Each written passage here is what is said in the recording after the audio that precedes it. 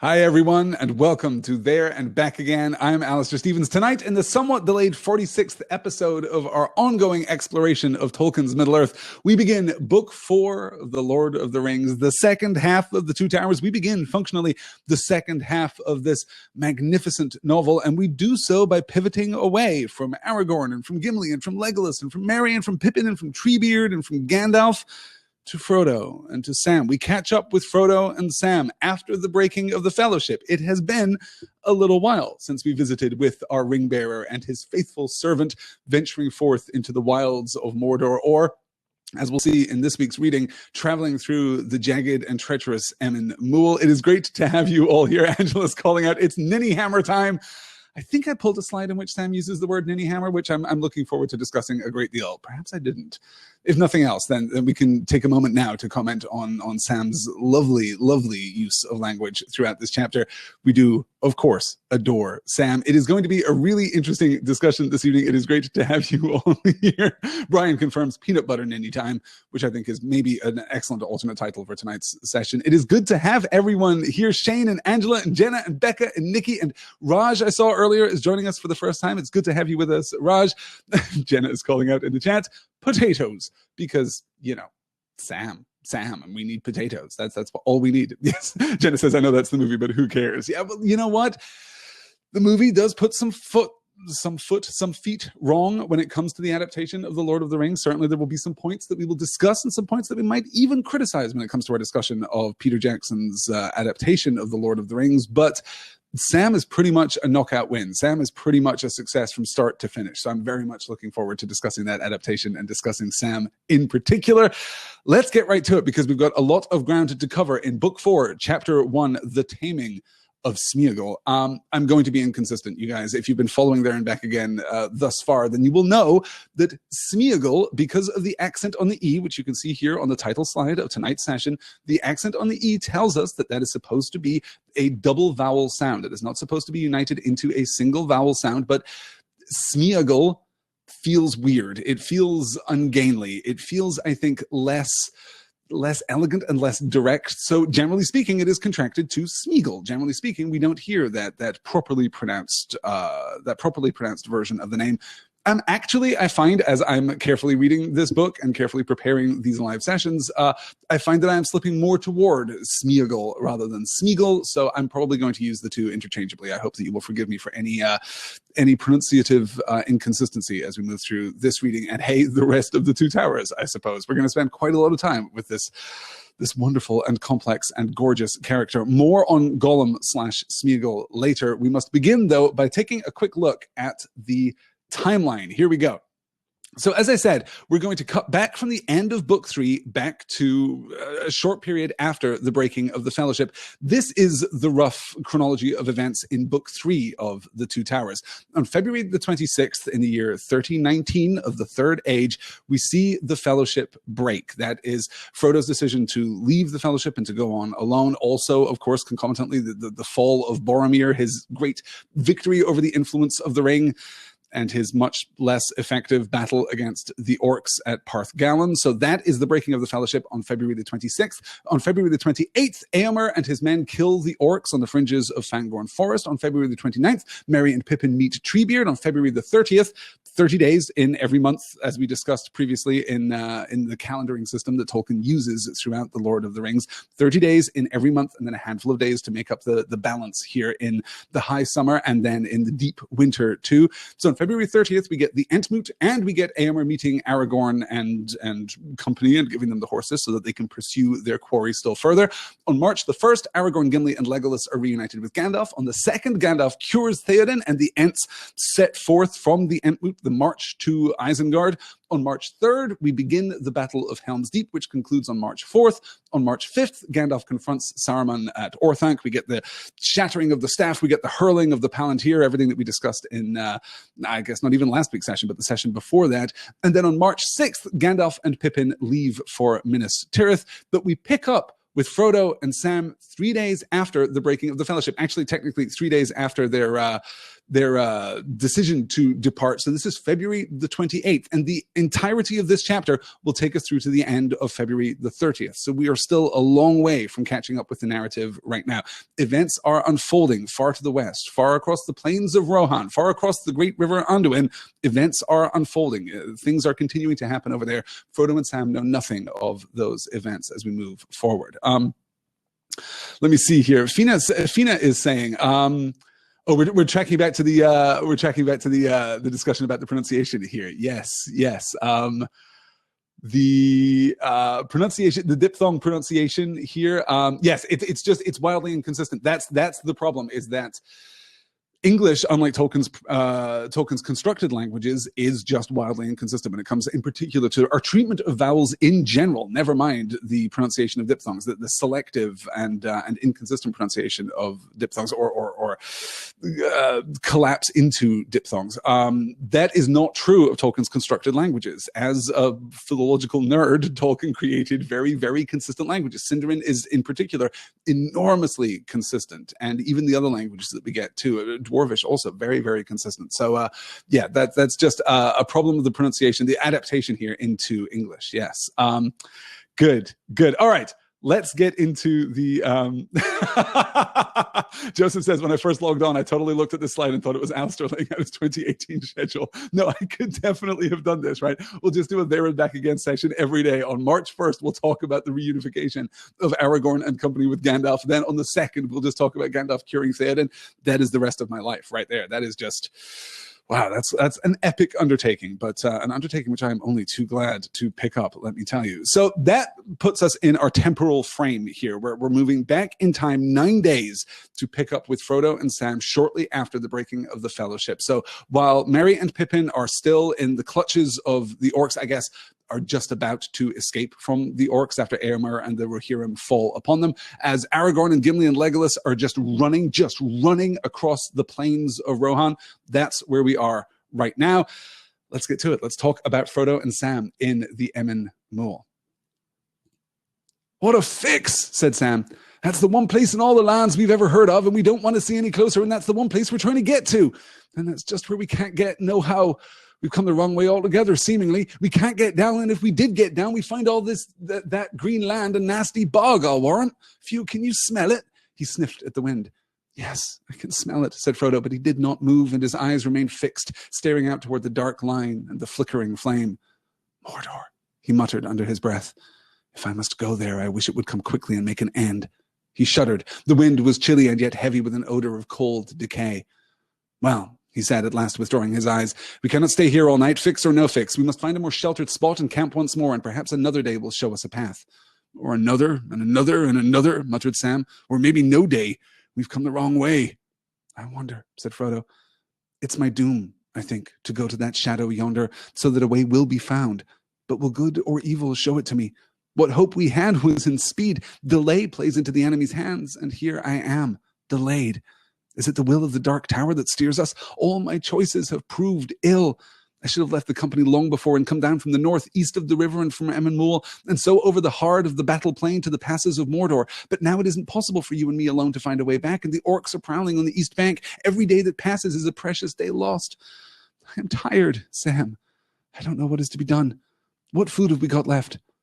"Only those, what do you call them, lambus, Master Frodo, a fair supply, but they're better than not by a long bite. I never thought, though, when I first set tooth on them, that I should ever come to wish for a change, but I do now. A bit of plain bread and a mug, aye, half a mug of beer would go down proper. I've lugged my cooking gear all the way from the last camp, and what use has it been? Not to make a fire with for a start, and not to cook, not even grass." And so we catch up with Frodo and Sam, already in desperate measures, already here stranded far from hope. And yet, there are forces working upon Frodo's journey that may not be entirely destructive, that may not be entirely harmful. So first, a bit of framing. We are here in the Emyn Muil, the Sindarin name meaning the drear hills. The word Emyn here, by the way, is the plural form of the word Ammon. You'll remember the word Ammon from Ammon Hen, you know, the hill of seeing here.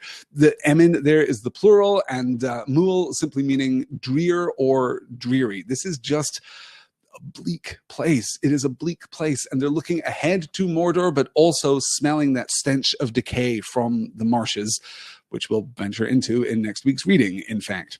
What's really significant about this passage, though, is Frodo's moment of self-awareness, his moment of monologue, I suppose, as he wonders which forces are governing his journey here, which forces are guiding his steps.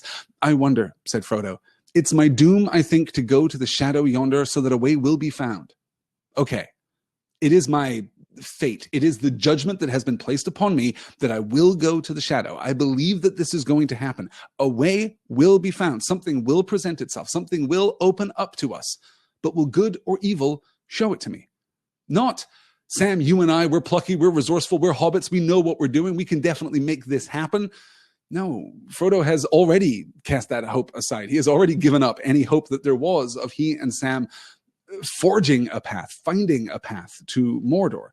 Now he acknowledges that he is in the hands of greater forces. Something is going to happen to reveal a path. Sam, I believe that that is going to happen. I believe that it is my doom to go to the shadow. But will it be a good force that reveals the path? Will it be a path of hope and of grace? Or will it be a dark force? Will the shadow fall upon us and have us captured and dragged to Barad-dûr? Will we be taken to the cracks of doom, not by our own will, not by our own desire to prevent utter devastation from falling across Middle-earth, but by something darker, something more malevolent here? What hope we had, Frodo says, was in speed. Delay plays into the enemy's hands, and here I am delayed. Is it the will of the Dark Tower that steers us? Well, no. It turns out, actually, no. Speed, Frodo, would not have availed you. And you acknowledge that by saying that there are orcs all over the eastern bank. There are orcs all through the Emyn Muil. There are orcs all across the Brownlands. There are orcs everywhere. If you had left the company earlier and crossed the river and come down through the Brownlands, you would have been captured immediately, because there is nowhere that you could have hidden from the forces of orcs. And we know that this is true because the orcs, of course, have been crossing the river, because we know that there are dark forces on the eastern side of the Anduin at this point. But we're about to see more proof that the orcs are moving in force through the Brownlands. That's actually not a true statement, Frodo. Your hope was never in speed, it was in stealth. And so the failure of your hope, the failure of your desire to cross the Brownlands, and instead the fact that you are trapped here in this chaotic, riotous landscape of the Emyn Muil, this sharp-edged and dangerous landscape, this is actually perfect. This is actually about as much as you could have hoped for, because you are at least hidden. You are at least sequestered away. Is it the will of the Dark Tower that steers us?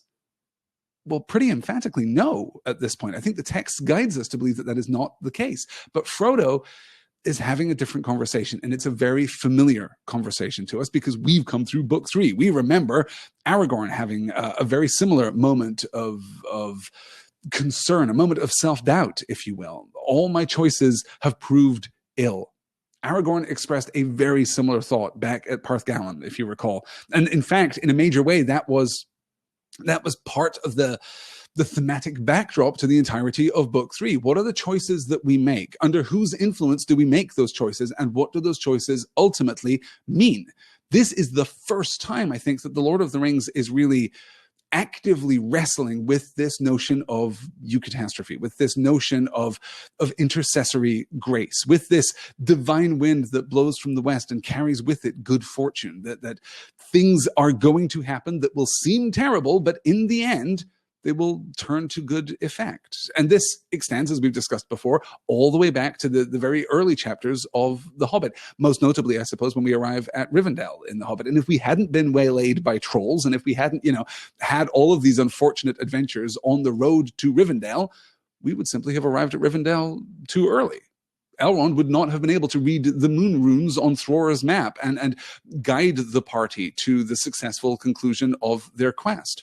So when things happen which seem to seem to slow our progress or even threaten our progress entirely, oftentimes within the pages of Tolkien, these things generate a positive outcome. We saw, the Battle of Helm's Deep, and had we fought at Isengard, we fought rather at the fords of Isen, it would have gone terribly badly. That would have been a horrifying assault by the Uruk-hai marching from Isengard. But if the Uruk-hai hadn't marched from Isengard to engage with the Rohirrim at Helm's Deep, then maybe the Ents wouldn't have been successful in tearing down Isengard. In the end, everything seems to work out. It could have been different, but it couldn't have been better. So what does that mean? What does that tell us about Frodo's state of mind? What did it tell us about Aragorn's state of mind? Why is he questioning his choices when he firmly believes that a force, an external force, not Frodo and Sam alone in the world, but some greater force is going to reveal a path, is going to guide his steps, is going to get him all the way to the shadow, even if that means ultimate failure, even if that means ultimate despair and the ruination of all, something is going to open a path for him. And yet he's still taking responsibility for the choice. All my choices have proved ill. I should have left the company long ago and come down from the north, east of the river and of the Emyn Muil, and so over the heart of the battle plain to the passes of Mordor. I mean, no, you shouldn't have done that. You should already realize, Frodo, that would have been futile. We, from our less directly engaged perspective, can certainly realize that would have been futile, that would have been horribly, horribly destructive. But still, Frodo takes responsibility. And this is the part of eucatastrophe, I suppose, which we don't often discuss. But it is an idea that we've discussed on many occasions here in There and Back Again. We've discussed this very idea in the context of Bilbo's luck, particularly Bilbo's luck, but obviously also the luck of the hobbits. It isn't enough to have grace intercede on your behalf. It isn't enough to have the eagles fly over and rescue you from the top of pine trees as goblins and wargs hurl burning pine cones up at you and set fire to the very trees in which you find yourselves. It isn't enough to simply be buoyed along by the whims of fate, even if that fate is good. In order for eucatastrophe to find purchase, in order for there to be a space for grace in the world, we ourselves have to take action. We ourselves have to make the best decisions that we can with the available information. We have to put it very simply and very bluntly, we have to try. We don't give up. We continue the fight in the hope, and it's clearly not here. It is clearly not here the case that Frodo has completely given up, right? He's still asking the question. It is my doom, I think, to go to the shower yonder so that a way will be found, but will good or evil show it to me? He's asking the question, will good or evil? Is it the will of the Dark Tower that steers us? Well, maybe, and maybe he's leading toward that in this particular instance.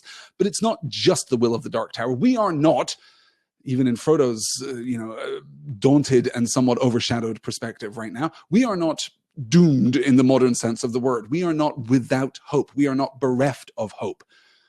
Rather, we're just taking action. We're just fighting the fight. We're taking the step that we can take, and we're going to continue to do that. And maybe eucatastrophe will find a way to intercede. Maybe we will have earned that intercessory grace. More on that, of course, later. We'll also note that we have the Lembas and that Sam is very pleased to have it. They're better than not by a long bite. I never thought, though, when I first set tooth in them that I would ever come to wish for a change, but I do now. Elven magic is great, you guys. Elven trail rations are wonderful, but it's still kind of like hardtack. And it's still, whether it's hardtack or not, still the same every day. Sam is now wishing for something, not just something different, right? He's not just wanting something different. Look at what he's actually calling out. I do now. A bit of plain bread and a mug. Half a mug of beer would go down proper. I've lugged my cooking gear all the way from the last camp, and what use has it been? Not to make a fire with for a start, and not to cook, not even grass. Sam isn't just wanting a change. He's not just restless because of this lembas-based diet upon which he finds himself. Probably not paleo, you guys. Probably not probably not really nutritionally sound in a long-term or from a long-term perspective. But nonetheless, he's not just wishing for a change. He isn't just restless. What he wants is the comfort of home. a bit of plain bread and a half a mug of beer would just hit the spot right now. This is exactly the same as Bilbo wishing for tea and bacon, thinking of his kettle merrily whistling back home in his kitchen at Bag End all through the latter half of his journey to the Lonely Mountain. This is exactly that same hobbitish impulse. And as we observed when we were talking about Bilbo back in the pages of The Hobbit, this isn't just a dissatisfaction. It isn't just a discontentment, and it certainly isn't desperation. You know, no one is on the verge of giving up. Had I but a piece of plain bread and a half a mug of ale, I could keep going, but I'm sorry, Master Frodo, this is where I draw the line. Lembas again, thank you, but no thank you. I'm just going to lay down in the shadow of this rock and die. That's not where Sam is. He's wishing for the comfort of home, but in a sense, wishing for the comfort of home is drawing a connection. It's drawing a thread. It's reminding Sam that he is still of the Shire. He is still a creature fundamentally, I think, of comfort, yes, and ease, yes, and civility, yes, but also of hope. There's still, well, I guess we'll get there in a few chapters' time, but there is still good in the world, Master Frodo. We may not have bread and we may not have a half a mug of ale, but those things still exist. They're still out there. Just as when Bilbo was wishing for his singing kettle, his whistling kettle, and the crispy bacon from the skillet, you know, just as he's wishing for those things, he's not simply observing the absence of those things in his life right now. He is remembering the kind of tokenistic existence of those things. Those things still exist. And you know what? Bacon will get you through the darkest night. Bacon will get you through a lot, you guys. This is what hobbits do. They reaffirm the memories of comfort and seem to, in some sense, draw strength from that reaffirmation. Yeah. Let me see. Ty says that he can imagine elves with neat caps on delivering pizzas on horseback. Yeah, there's probably a Domino's pun that I'm not quite sharp enough this evening to get to, but there's probably like a Domino's pun that we can get to with elves. I'm sure one of you will be smart enough to work that out here in the Crowdcast chat. Yes. Good. Yeah, and Nikki says, this is especially evident by Sam continuing to carry his pots and pans far into Mordor. It is comfort and hope. Yes, absolutely. And Ty is calling out, I don't reckon Samwise Gamgee ever reaches the point of defeat. That's the thing. In many ways, we're going to be talking a lot over the course of the next better part of a year, I suppose, as we wrap up this book, but particularly in the context of book 4 of The Two Towers, we're going to be talking a lot about Sam Gamgee, and we're going to be talking a lot about the greatness of Sam's character, and also, in some senses, the smallness of Sam's character. There are going to be some problematic elements to Sam's character, particularly with regard to his relationship with Gollum. More on that at the end of tonight's reading, and certainly much more on that next week. But the thing that distinguishes Sam, we must always remember, is not exceptionalism. Sam is not a special hobbit. Quite the contrary. Sam's power and heroism and grace here, Sam's strength here, come from the fact that he is a completely normal hobbit. He is not burdened by an excess of greatness. He is simply what hobbitishness is at its purest, at its best. So Sam the individual is a wonderful character, of course, but here he is absolutely emblematic of what is good about the Shire. And as he continues on, we mustn't allow ourselves to forget. We mustn't allow ourselves to fall into the trap of thinking, but Sam, though, I mean, if any other hobbit had been here, things wouldn't have turned out so well. That may actually be true. I suppose, let me refine that thought. Sam is not exceptional in the sense that he is less hobbity than any of the other hobbits. He is exceptional in the sense that he is more hobbity than any of the other hobbits. Sam is the uber hobbit, I suppose. He is as good a hobbit as it is possible to be, and that is where we get our strength here. Yeah, exactly. Jackie says Sam's cooking also seems like his creative outlet. That and gardening, he must be bored in taste bud and imagination. Yes, I think that's entirely true. And also, of course, lest we forget his provision for his master. Right? He is here in part to serve Frodo, to ease Frodo's burdens upon this journey, and carrying with him his cooking gear is a way of demonstrating that. Cooking for Frodo would be a very a very special and very important and borderline sacred thing for Sam, right? That is the fulfillment of his duty. And as we've observed, Sam's duty is pretty much indistinguishable, certainly inextricable from his nature, right? To cook and provide for Frodo is a very Sam thing to do. And he now can't do that. He now can't provide for Frodo in that way. And that's very important too, because we're going to see the many services that Sam provides for Frodo. We have already seen, in fact, the many services that Sam provides for Frodo kind of fall away. As we move into greater and greater adversity, Sam's functionality as a servant, his functionality as I suppose, a domestic companion for his master becomes less and less important. But, let me again refine that thought. Sam's function here does not become less and less important. It becomes, if anything, more and more important, but it is distilled. He is now no longer, polishing Frodo's brass buttons. He is now no longer folding Frodo's bedroll and packing it away. Frodo's taking responsibility for his own baggage at this point, though we can be sure that Sam is still carrying far more than his fair share. He can't cook for Frodo now because he just doesn't have the means to do it. So all he can do is surrender up the lembas that they were given back in Lothlorien, which is, I'm sure, somewhat less satisfying, both personally and in terms of his relationship with his master Frodo. Yes. Jenna says he remains the Hobbit and never rises above it, not in a bad way, but just in a true way. Absolutely. That's beautifully put, right? Because of course, Sam has no desire to rise above it. Sam has no internal conflict. Sam is,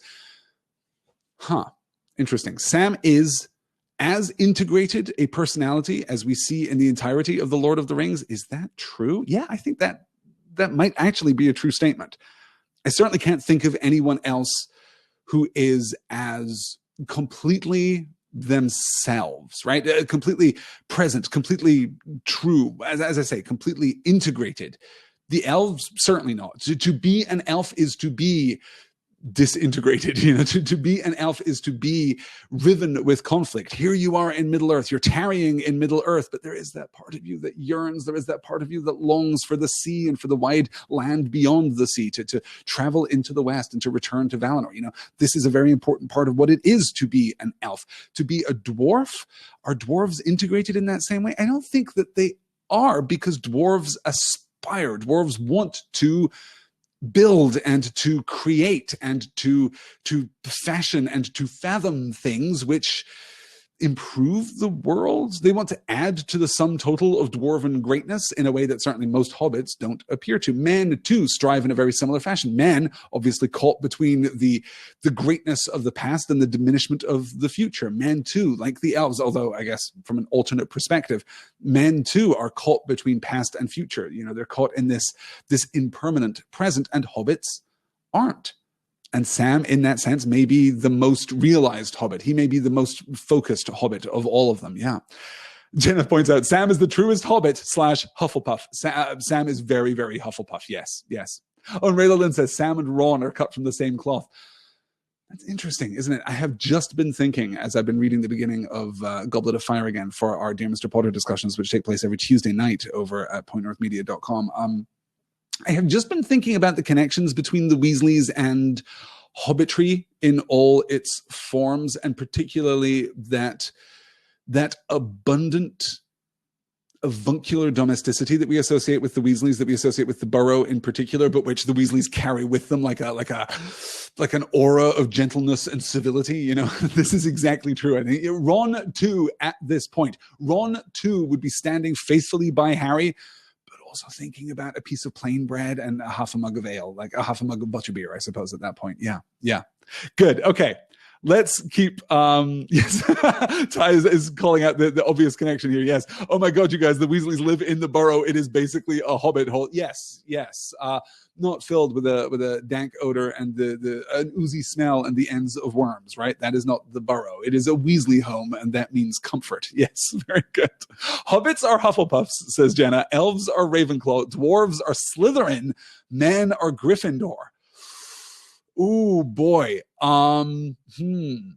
I am not sure that I can go with you there. I am not sure that I can follow you on that journey. Hobbits and elves as Hufflepuff and Ravenclaw, I can completely see. I think there is as much of the Slytherin about the men of Middle-earth.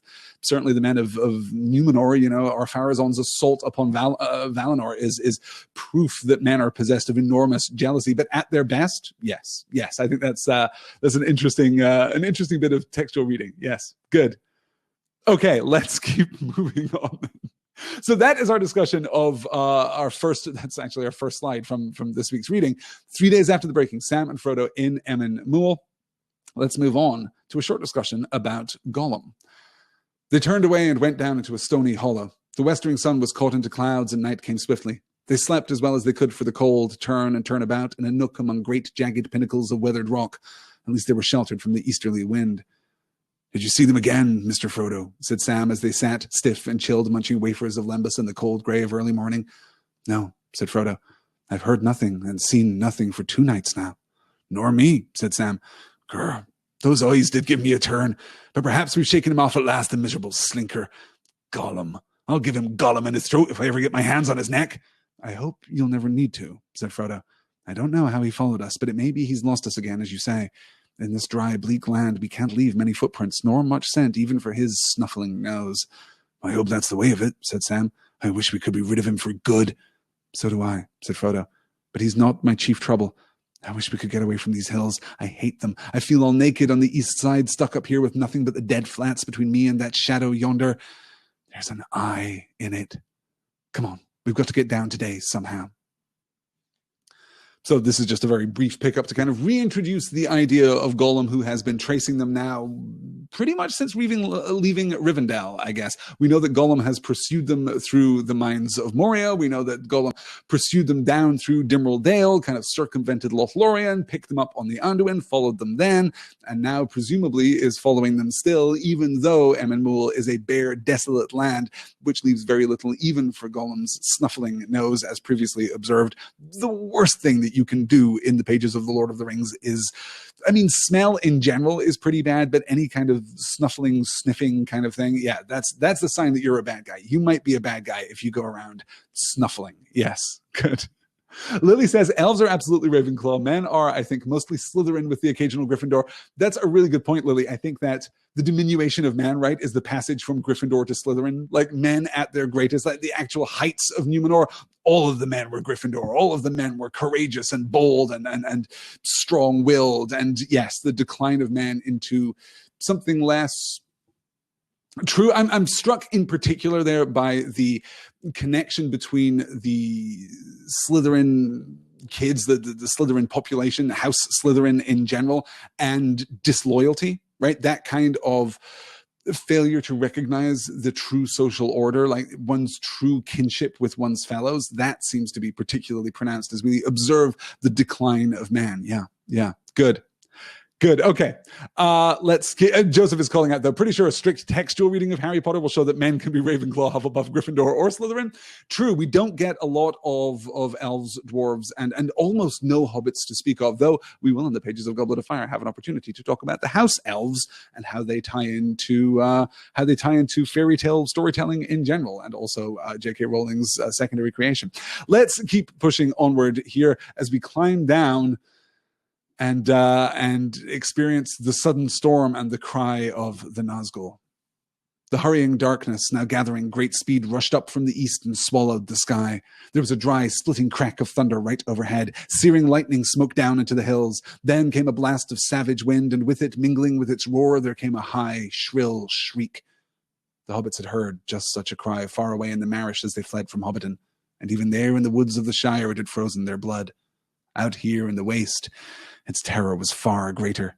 It pierced them with cold blades of horror and despair, stopping heart and breath. Sam fell flat on his face. Involuntarily, Frodo loosed his hold and put his hands over his head and ears. He swayed, slipped, and slithered downwards with a wailing cry. Sam heard him and crawled with an effort to the edge. "Master! Master!" he called. "Master!" He heard no answer. He found he was shaking all over, but he gathered his breath, and once again he shouted, "Master!" The wind seemed to blow his voice back into his throat, but as it passed, roaring up the gully and away over the hills, a faint answering cry came to his ears. All right, I'm here, but I can't see." Frodo was calling with a weak voice. He was not actually very far away. He had slid and not fallen, and had come up with a jolt to his feet on the wider ledge not many yards lower down. Fortunately, the rock face at this point leaned well back, and the wind had pressed him against the cliff, so he had not toppled over.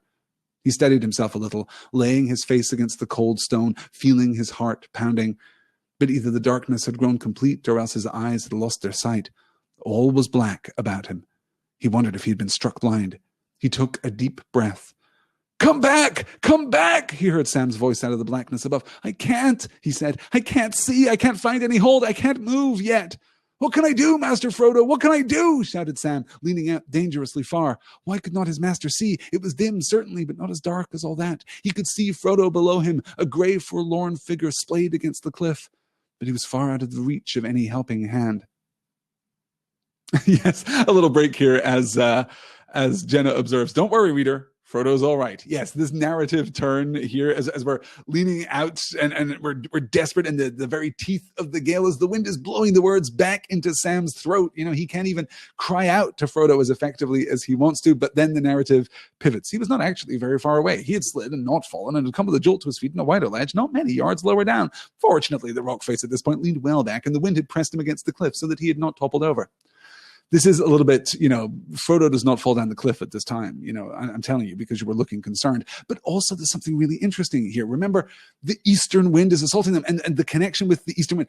If you remember the impromptu lament, the eulogy that Aragorn and Legolas sing for Boromir after they have laid the cairn of stones over his body, and they sing of the north wind and the south and the west, and the tidings that come to Minas Tirith provided by these winds. And Gimli grouses, "Well, you left me the east wind, and I'm not going to sing of that." And Aragorn says, "No, you shouldn't. The people of Minas Tirith, they don't ask the east wind for things. Are you crazy? That's the wind that blows from Mordor. That is an ill wind." But here, the ill wind itself is blowing Frodo back against the wall of the cliff. The ill wind itself does not want, to whatever degree we can ascribe motivation to the wind.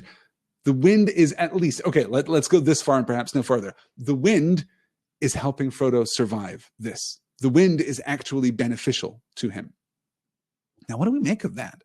What do we make of this high, shrill cry, which the narrator is a little coy about and yet completely specific, right? We know that it is a cry of a Black Rider. We know that it is a cry of a Nazgul. Sam is going to kind of circle back around to that in a few minutes when he complains that he's not over it yet, even if Frodo is. He's going to clarify that this is exactly one of those Black Riders, except now it can fly.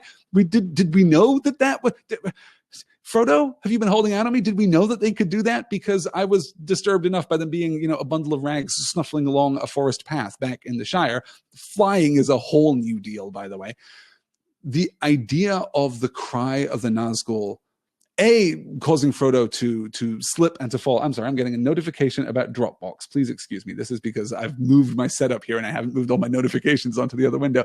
Don't worry about my Dropbox, you guys. It is full right now, but it's all going to be fine. So just a weird intrusion here.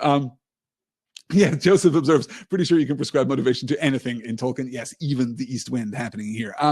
So we get the cry of the Nazgul, and Frodo responds in a way that seems completely consistent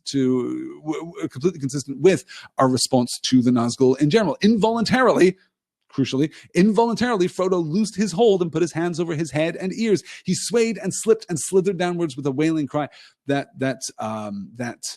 alliterative sibilance there. He swayed and slipped and slithered downwards with a wailing cry. That's, of course, just beautifully done. And we would be remiss if we didn't just observe in general how gorgeously this is written. The hurrying darkness, now gathering great speed, rushed up from the east and swallowed the sky. There was a dry, splitting crack of thunder right overhead. Searing lightning smote down into the hills.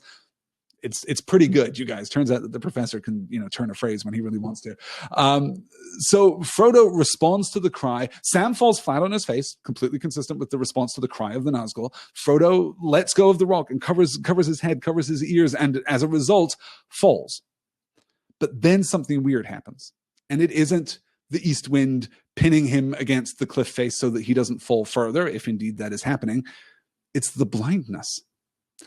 Frodo was, all right, I'm here, but I can't see. Frodo was calling with a weak voice. Then we get that transition of the narrative voice. Just everything is okay. Everything's not so bad. He steadied himself a little, laying his face against the cold stone, feeling his heart pounding, but either the darkness had grown complete or else his eyes had lost their sight. All was black about him. He wondered if he had been struck blind. He took a deep breath. And then we get the pivot to Sam's POV here. Why could not his master see? It was dim, certainly, but not as dark as all that. He could see Frodo below him, a grey forlorn figure splayed against the cliff, that he was far out of the reach of any helping hand. Why, at this point, is Frodo blind? Why, at this point, does Frodo lose his sight? We're going to spend a fair amount of time, particularly as we draw closer to Mordor, particularly as we draw closer to Mount Doom and the end of Frodo's journey, looking very closely at the ways in which Frodo is falling into shadow, falling into darkness. The influence of the ring over him, of course, but also the influence of the wound that he suffered back at Weathertop, the fragment of Morgul blade that was left in his shoulder and then excised as we arrived at Rivendell. The influence of these wounds and the slipping of Frodo out of the realm of hobbitish existence, I suppose, right out of the mundane realm and into the magical realm, out of Middle Earth and into the realm of Morgul, into the Wraith world.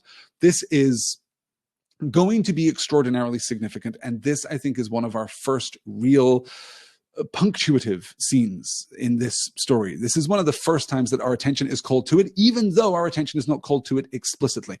The Nazgul cries, and Frodo has a very natural response, followed by a very unnatural response. His natural response, to panic, to cover his head, to cover his ears, and then he falls. But the unnatural response is the blindness. And of course, we have to think about sight and vision and darkness too. A lot of Tolkien's primary metaphors here crash into each other. In some senses, his primary themes crash into each other here. Frodo cannot see. He cannot see the world around him. If he was capable of looking up sufficiently, if he was capable of peering out of this gully where he finds himself, he was capable of looking away from the cliff face and looking up past Sam, and if indeed the Nazgul was directly overhead, what would Frodo see? This seems to be a moment in which he is pulled hard into the Wraith world, where he is separated from his mundane sense. He is separated from his normal, real, true, anchored existence in Middle Earth. And it's easy, I think, particularly for those of us who like the handling of this in the films, as I do, it is very easy for us to think, oh, but he's not getting the rushy Wraith world sounds. He's not getting he's not getting ring vision, as we associate with the Peter Jackson movies, but that is not consistently how the Wraith world is represented in the pages of The Lord of the Rings. There are other representations here, and this is a very powerful one. Yes, as Jenna says, wasn't it suggested that the Nazgul are blind to the real world, instead only seeing their own dark world, or is that just in the movies? No, that's absolutely in the books too. Yes, they are blind and that's hence the snuffling, right? They can't see the real world. They can only experience it dimly because their vision is arrested by the Wraith world. And in the Wraith world, you can see certain things. You can see, the Witch King of Angmar coming at you at Weathertop. You can see that this pale figure with the crown atop his head. You can see, Gildor revealed in his luminous glory as you're on the road to Rivendell. There are things that you can see, but you can't see the normal world.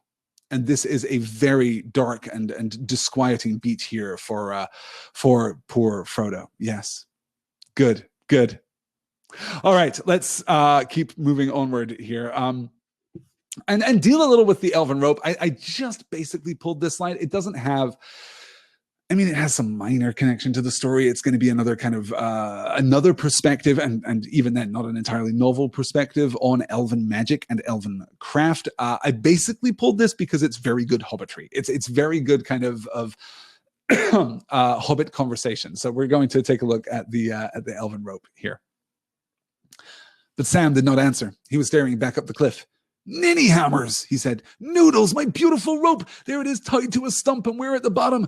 Just a nice little stair for that slinking Gollum as we could leave. Better put up a signpost to say which way we've gone. I thought it seemed a bit too easy." If you can think of any way we could have both used the rope and yet brought it down with us, then you can pass on to me, Ninnyhammer, or any other name your gaffer gave you, said Frodo. Climb up and untie it and let yourself down if you want to. Sam scratched his head. No, I can't think how, begging your pardon, he said, but I don't like leaving it, and that's a fact. He stroked the rope's end and shook it gently. It goes hard parting with anything I brought out of the elf country. Made by Galadriel herself, too, maybe.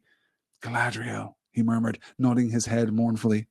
He looked up and gave one last pull to the rope, as if in farewell. To the complete surprise of both of the hobbits, it came loose. Sam fell over as the long grey coil slithered silently down on top of him. Frodo laughed. Who tied the rope? He said. A good thing it held as long as it did. To think I trusted all my weight to your knot. Sam did not laugh. I may not be much good at climbing, Master Frodo, he said in injured tones, but I do know something about rope and about knots. It's in the family, as you might say. Why, my granddad and my Uncle Andy after him that was the gaffer's eldest brother, he had a rope walk over by Tyfield many a year, and I put as fast a hitch over that stump as anyone could have done, in the Shire or out of it. Then the rope must have broken, frayed on the rock edge, I expect, said Frodo. I bet it didn't, said Sam in an even more injured voice. He stooped and examined the ends. Nor it hasn't neither, not a strand. Then I'm afraid it must have been the knot, said Frodo. Sam shook his head and did not answer. He was passing the rope through his fingers thoughtfully. Have it your own way, Master Frodo, he said at last, but I think the rope came off itself, when I called. He coiled it up and stowed it lovingly in his pack. It certainly came, said Frodo, and that's the chief thing. But now we've got to think of our next move. Night will be on us soon. How beautiful the stars are and the moon. They do cheer the heart, don't they? Said Sam, looking up. Elvish they are, somehow. And the moon's growing. We haven't seen him for a night or two in this cloudy weather. He's beginning to give quite a light. Yes, said Frodo, but he won't be full for some days. I don't think we'll try the marshes by the light of half a moon. Yes, some have complimented, says Seastar, the subtle mundane utility of elvish gear. Yes, and yeah, Joseph says, this is the tiniest Sam-sized bit of Middle-earth good fortune we will ever see. Yes. I love this. And Becca says, I love that Sam is still fanboying over Galadriel. Fanboying over Galadriel. This is so beautiful, right? Sam loves this rope. He loves this rope. Look at the way that he's stroking it. And you know, I don't like leaving it, and that's a fact. He stroked the rope's end and shook it gently. It goes hard parting with anything I brought out of the elf country. Made by Galadriel herself too, maybe. Galadriel, he murmured, nodding his head mournfully. I don't think that the Lady of Lothlorien spends a lot of time weaving rope. I don't necessarily think that that is her primary concern or occupation. I don't think that, you know, she likes to grow some malorn trees and preserve the antiquity of Lothlorien, the vision of Lorien as was in the West, and then, you know, spends an evening just kicking back, watching some Netflix with Celeborn, just, you know, weaving some rope.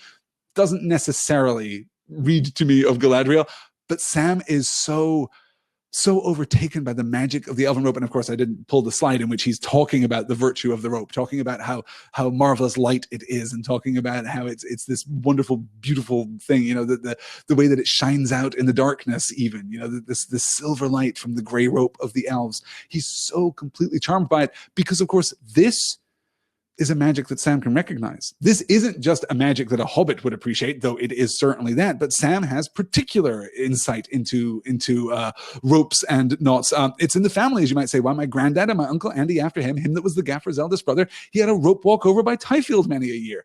This is where rope is fashioned, right? They made rope over in Tyfield in the East Farthing for many a year. I know about ropes. It's in my blood. That's why I can appreciate the greatness and the grandeur of this rope. I know about ropes. And now it comes. And Frodo, of course, being, I think, even oddly rational at this point. And I wonder to what degree Frodo's rationality here is evidence of his, and when I say rationality, I suppose I'm saying a skepticism, a kind of very modern skepticism that Frodo is applying here. Oh, Sam, let's just take a moment here, okay? Obviously, your rope isn't magical because, oh no, wait, actually many, many things are magical, and we've seen a lot of them, and I have a magic sword, and there's magic all about us. Oh, maybe your rope is magical. I don't know. No, Frodo instead has this very kind of modern skepticism here, and I wonder to what degree this is proof that he too is falling under the shadow. Is he just more distant from Lothlorien now? Is he now more distant from the enchantment of the elves? Look at what we do here at the end. Have it your own way, Master Frodo. Then I'm afraid it must have been the knot, said Frodo. Sam rejects that outright. Have it your own way, Master Frodo, but I think the rope came off itself when I called. He coiled it up and stowed it lovingly in his pack. It certainly came, said Frodo, and that's the chief thing. But now we've got to think of our next move. Night will be on us soon. And then Frodo has this beat. And I like to think, as I'm reading this, of Frodo kind of half, okay, Sam, okay, but not in frustration, in realization, realizing that he has been skeptical for no reason, that actually magical rope 100% consistent with what we know of the elves. And I can't believe that Bilbo hasn't told Frodo stories of elven rope or you know, other magical, wonderful things that they've created here. So Frodo turns away, and then he has a moment of wonder. And it's the first moment of wonder that we've had for the longest time from Frodo. How beautiful the stars are and the moon. He looks up, and this is not just about, well, we've got to get going. Look at the time. We've got to get out of here. We've got to get away from this cliff face. This is all terribly, terribly bad. You know, I need to feel secure. We just need to keep pushing on to our inevitable doom on the flank of Mount Doom here, appropriately enough. Our ultimate fate on the flank of Mount Doom. We've just got to keep pushing on. No, he takes a moment. He has a moment of restoration. This is what stories do for us. This is one of the things that Professor Tolkien intended the Lord of the Rings to do for us. It gives us the gift of restoration. Once more, our jaded eyes are renewed. They are opened again. So Frodo comes down and he laughs. I mean, he's still Frodo. Who tied the rope? A good thing it held as long as it did. To think I trusted all my weight to your knot. And Sam says, hey, actually, no, I know about knots. And Frodo says, well, then it must have frayed. And Sam says, no. He says, look, okay, but look at the stars and look at the moon, how beautiful they are. Frodo has the most, as you know, as Joseph was saying, this is you know, a little bite-sized Samwise Gamgee-sized piece of magic here, but it is in a sense the most Hobbit kind of restoration that we're going to see throughout the entire book, throughout any of Tolkien's work. I think this for me is a moment of genuine magic, at least to my reading here. Yeah, as Jared says, I love that Frodo finds beauty in the midst of all of this. And this is not something that we've seen from Frodo. You know, Frodo has been falling under the shadow, as we said, and now has just been starkly under the shadow, starkly in the Wraith world, thanks to the scream of the Nazgul overhead. But now, thanks to a very simple piece of magic and Sam's absolute insistence on that magic, Frodo is renewed. How beautiful the stars are and the moon. And Sam draws the connection. This is one of the reasons that I think that this is intentional, that I don't just think that this is hobbitry. In some of you may not have heard that word. It was a common kind of, it was something that Professor Tolkien was very self-aware of, but it was also a kind of common criticism that was levied against his work as he was kind of working through the early drafts of The Lord of the Rings, that there was just a lot of hobbitry, just a lot of endless scenes of hobbits being hobbits and having these charming and whimsical and pretty insubstantial conversations, right? And he cut the hobbitry back to the bone. There's almost, compared to the original drafts, there is almost no hobbitry in this book, and yet these moments really shine out to me. And Sam draws the connection. Sam seems to give us the underscore that proves that this was intentional. They do cheer the heart, don't they? Said Sam, looking up. Elvish they are somehow. And then we get, and the moon's growing. We haven't seen him for a night or two in the cloudy weather. He's beginning to give quite a light. Yes, we're ready to move on as well, of course, as leaning into this idea that the moon will be their company as they move forward. Yeah. Yes, as Jackie says, this feels like a Frodo in the Shire moment for sure. Yes. Good. And Brian drawing a connection that I hadn't thought of. I have some rope up here, but I do not think you would accept my help since I'm only waiting around to kill you. That's Inigo Montoya at the top of the cliffs of insanity, waiting to throw the rope down to Wesley. I could give you my honor as a Spaniard. It's no good. I've known too many Spaniards. Yes, good. Ty asks, I think I've missed something, but why do they gender the moon? We have talked about this. We have talked about this very fleetingly in the past, but the hobbits do gender the moon in a masculine fashion. And I think it was only this reading through The Lord of the Rings that this caught my eye. I don't think that I'd ever really noticed this before, but yes, it is very unusual. I think that there are only a handful of real world cultures and traditions which gender the moon in a masculine fashion. Traditionally, the moon is a very feminine influence, and that holds up pretty much all over the world. There are some very specific traditions in which the moon is masculine, but generally speaking, the moon is feminine. It is very interesting in the context of Tolkien's Legendarium, and we'll circle back around to this when we get to the Silmarillion, I'm sure. But it is very interesting that we gender the moon, the hobbits specifically gender the moon in a masculine fashion. Good. Okay, let's yeah, as Jenna calls that, I feel like most people would make the moon feminine. Yes, yes. And Jackie's asking, is the moon typically masculine? No, in the real world, gosh, I did look this up once. There are a handful. There are Japanese cultures, I believe, that Japanese traditions, at least narrative traditions and mythic traditions that gender the moon in a masculine fashion. But yeah, broadly, particularly from that kind of Western European cultural font, that mythic font, that folkloric font, the moon is almost always feminine. Yes, good. Okay, let's. Oh, interesting. Yes. Jenna says there is also the concept of the man in the moon, and I'm just going to preface this by saying that I have no time to go down this particular rabbit hole, even though I very, very much want to. Jenna says, well, there's also the concept of the man in the moon, which led to the wonderful Tumblr theory that the moon is a gorgeous trans lady. I'm very into this idea. We'll maybe talk about that after the show. Okay, let's keep pushing onward, away from this hobbitry, away from this moment of hope. Let's not consider this hobbitry then. Let's consider this a moment of mundane magic that nonetheless restores vision and clarity and hope to Frodo and to Sam. But now it's time for Gollum. Now we're going to hide from Gollum, in fact, and await his coming. Down the face of a precipice, sheer and almost smooth it seemed in the pale moonlight, a small black shape was moving with its thin limbs splayed out. Maybe its soft, clinging hands and toes were finding crevices and holes that no hobbit could ever have seen or used, but it looked as if it was just creeping down on sticky pads like some large, prowling thing of insect kind. And it was coming down head first, as if it was smelling its way. Now and again it lifted its head slowly, turning it right back on its long, skinny neck, and the hobbits caught a glimpse of two small, pale, gleaming lights, its eyes that blinked at the moon for a moment, and then were quickly lidded again. "Do you think he can see us?" said Sam. "I don't know," said Frodo quietly, "but I think not. It's hard even for friendly eyes to see these elven cloaks. I cannot see you in the shadow even at a few paces, and I've heard he doesn't like sun or moon." "Then why is he coming down just here?" asked Sam. "Quietly, Sam," said Frodo. "He can smell us, perhaps, and he can hear as keen as elves, I believe. I think he has heard something now, our voices, probably. We did a lot of shouting away back there, and we were talking far too loudly until a minute ago." "Well, I'm sick of him," said Sam.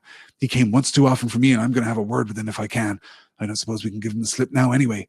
Drawing his grey hood well over his face, Sam crept stealthily toward the cliff. More sniffing, more snuffling, more awfulness coming down the cliff. Yes, this is very, very disconcerting. And the thing that disturbs me the most here, and it was coming down head first, as if it was smelling its way. It's not just that Gollum is climbing down this sheer cliff face, which would be uncanny enough, particularly since we just went to great lengths to establish that this was a particularly difficult climb, right? The stakes here in the Emyn are very high indeed. We've already established that narratively, so it would be disconcerting enough if Gollum were simply climbing down. What is this thing? What is he doing? But he's coming down head first. He's coming down upside down, crawling down this vertical cliff face.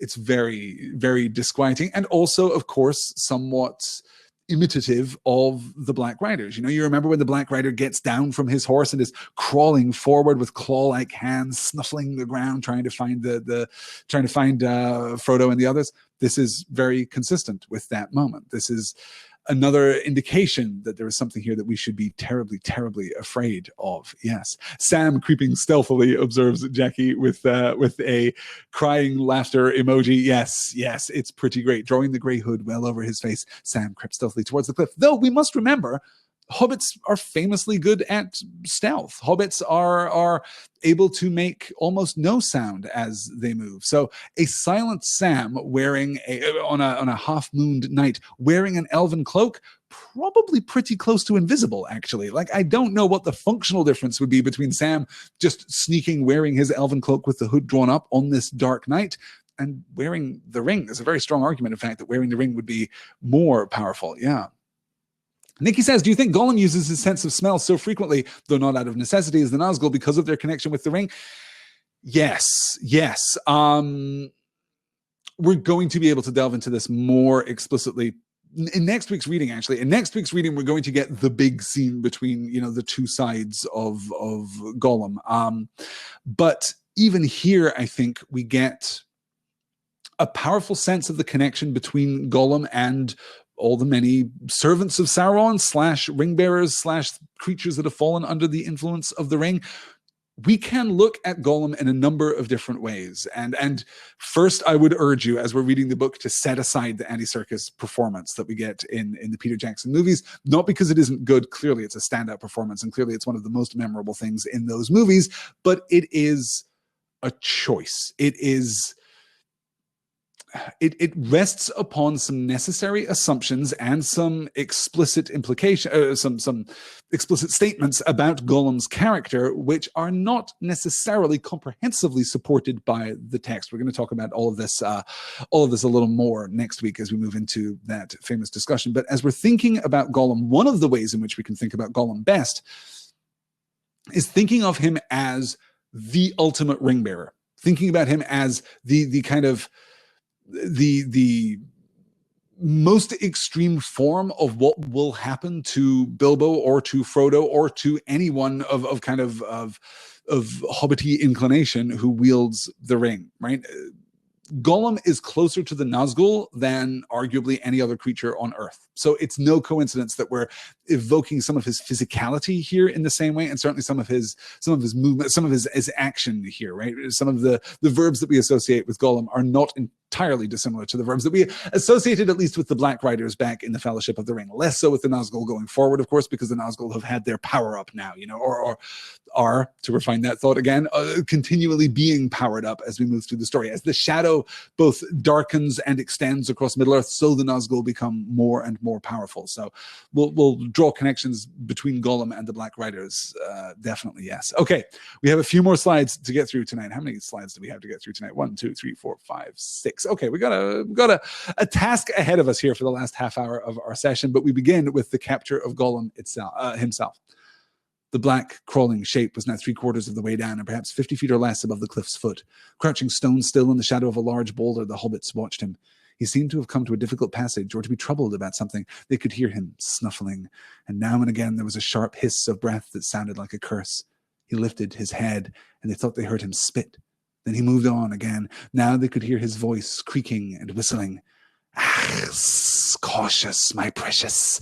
More haste, less speed. We mustn't risk our neck, must we, precious? No, precious. Gollum. He lifted his head again, blinked at the moon, and quickly shut his eyes. We hate it, he hissed. Nasty, nasty, shivery light it is. It spies on us, precious. It hurts our eyes. He was getting lower now, and the hisses became sharper and clearer. Where is it? Where is it? My precious, my precious. It's ours, it is, and we wants it. The thieves, the filthy little thieves. Where are they with my precious? Curse them. We hates them. Doesn't sound as if he knew we were here, does it? Whispered Sam. And what's his precious? Does he mean the... Shh, breathed Frodo. He's getting near now. Near enough to hear a whisper. Indeed, Gollum was suddenly pausing again, and his large head on its scrawny neck was lolling from side to side as if he was listening.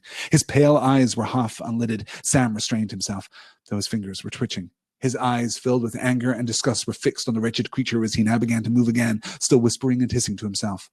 At last he was no more than a dozen feet from the ground, right above their heads. From that point there was a sheer drop, for the cliff was slightly undercut, and even Gollum could not find a hold of any kind. He seemed to be trying to twist round so as to go legs first, when suddenly with a shrill whistling shriek he fell. As he did so, he curled his legs and arms up around him like a spider whose descending thread is snapped. So Gollum falls and is immediately captured. Jenna says, man, I wish I could show you all my Gollum from the movies impression. It's one of the only voices I can imitate, and I have so much fun freaking people out with it. And Nikki says, Andy Serkis' voice is all I can hear now when I reread the book. Yes, yes. And Jared is asking, have you heard the Tolkien reading of Riddles in the Dark? The voice he did for Gollum was incredible. You guys can definitely head on over to YouTube after the session is finished and search for that. There is a recording of the professor reading the entirety of chapter 5. It's the second edition chapter 5. It's very, very good. And the voice that he gives to Gollum is, as Jared says, completely fantastic. I highly recommend it. Good. Okay.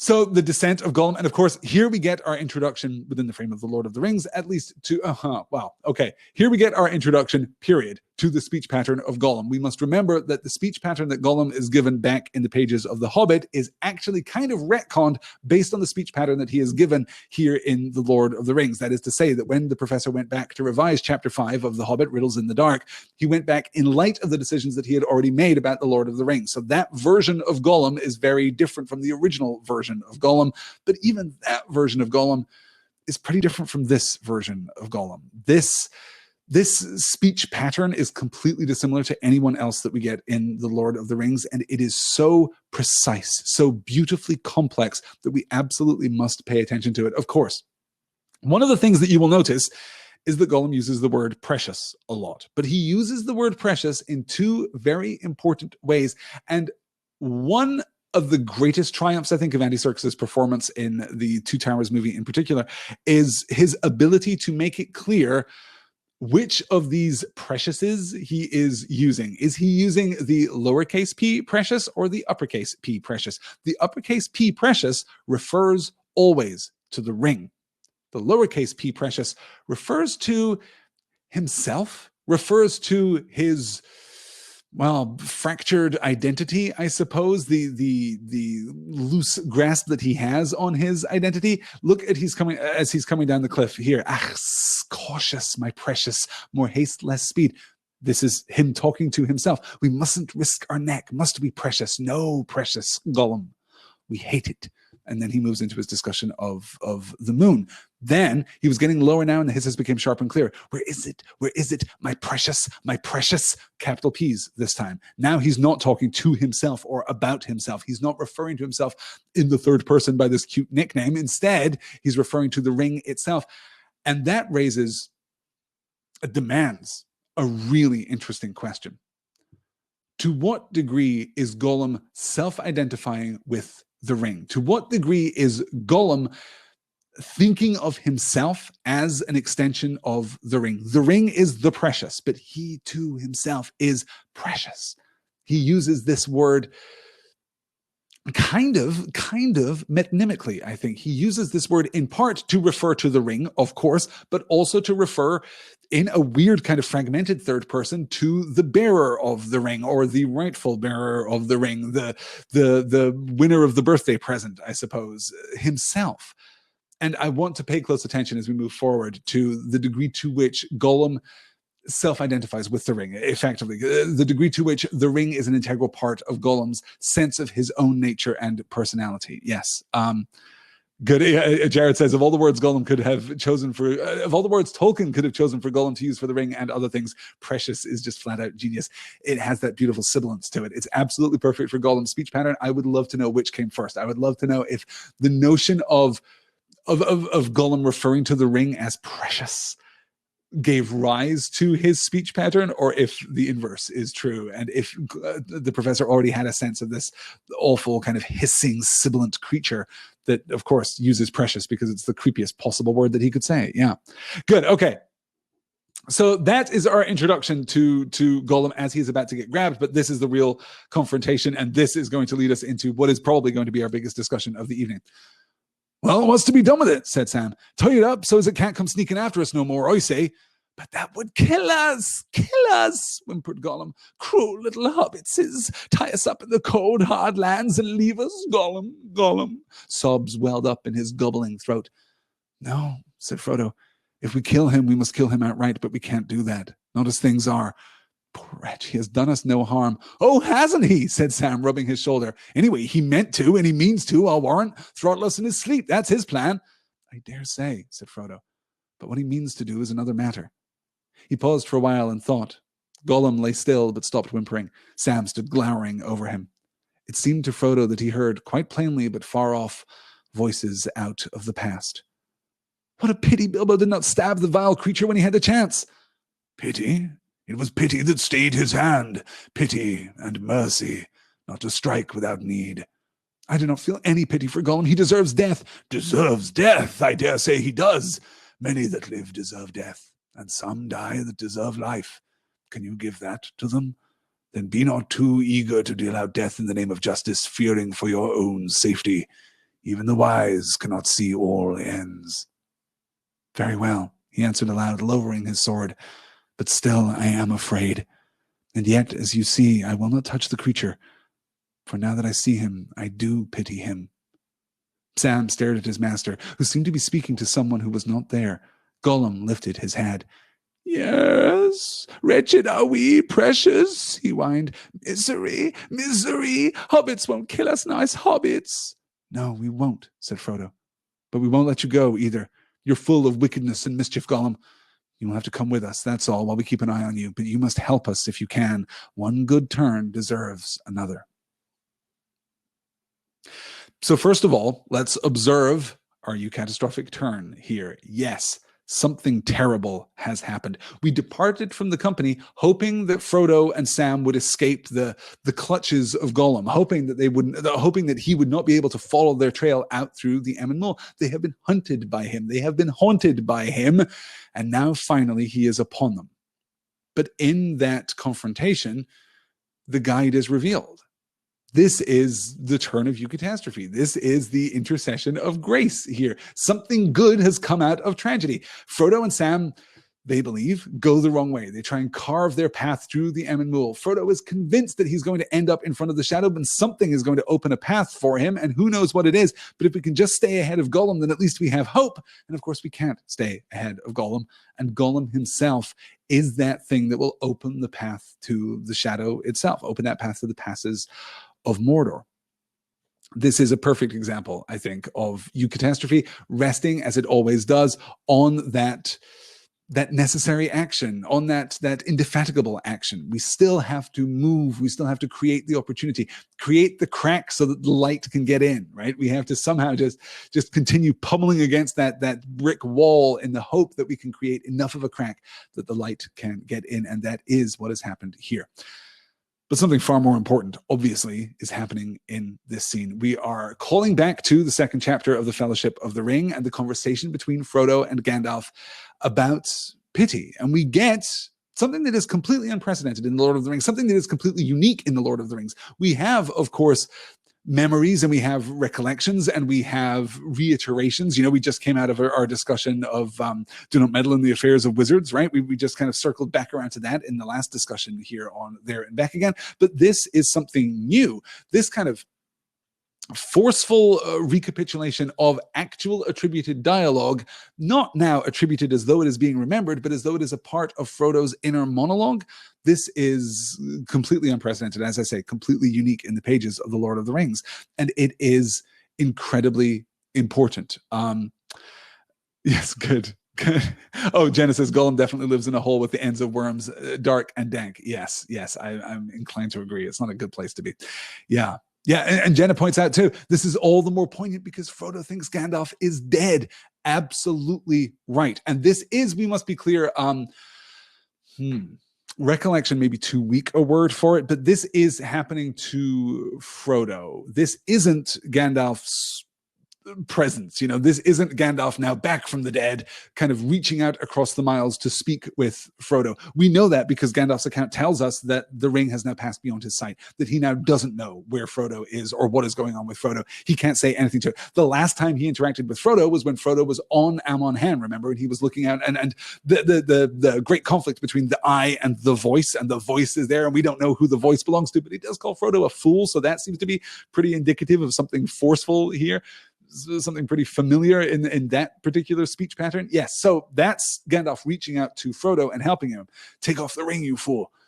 But Gandalf has already told us now that he doesn't know where Frodo is. He can't help Frodo. And by the time that we leave Gandalf, of course, these events have already transpired. This has already happened. In fact, I believe this is February the 30th. I believe that this is February the 30th, which is the day that Aragorn and Legolas and Gimli are reunited with Gandalf in the first place. So that's happening contemporaneously, many, many miles to the west.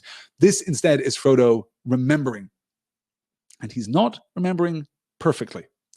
Let's take a quick look here. We're going to talk a little, I think, Yeah, I think I'll actually switch up the order here.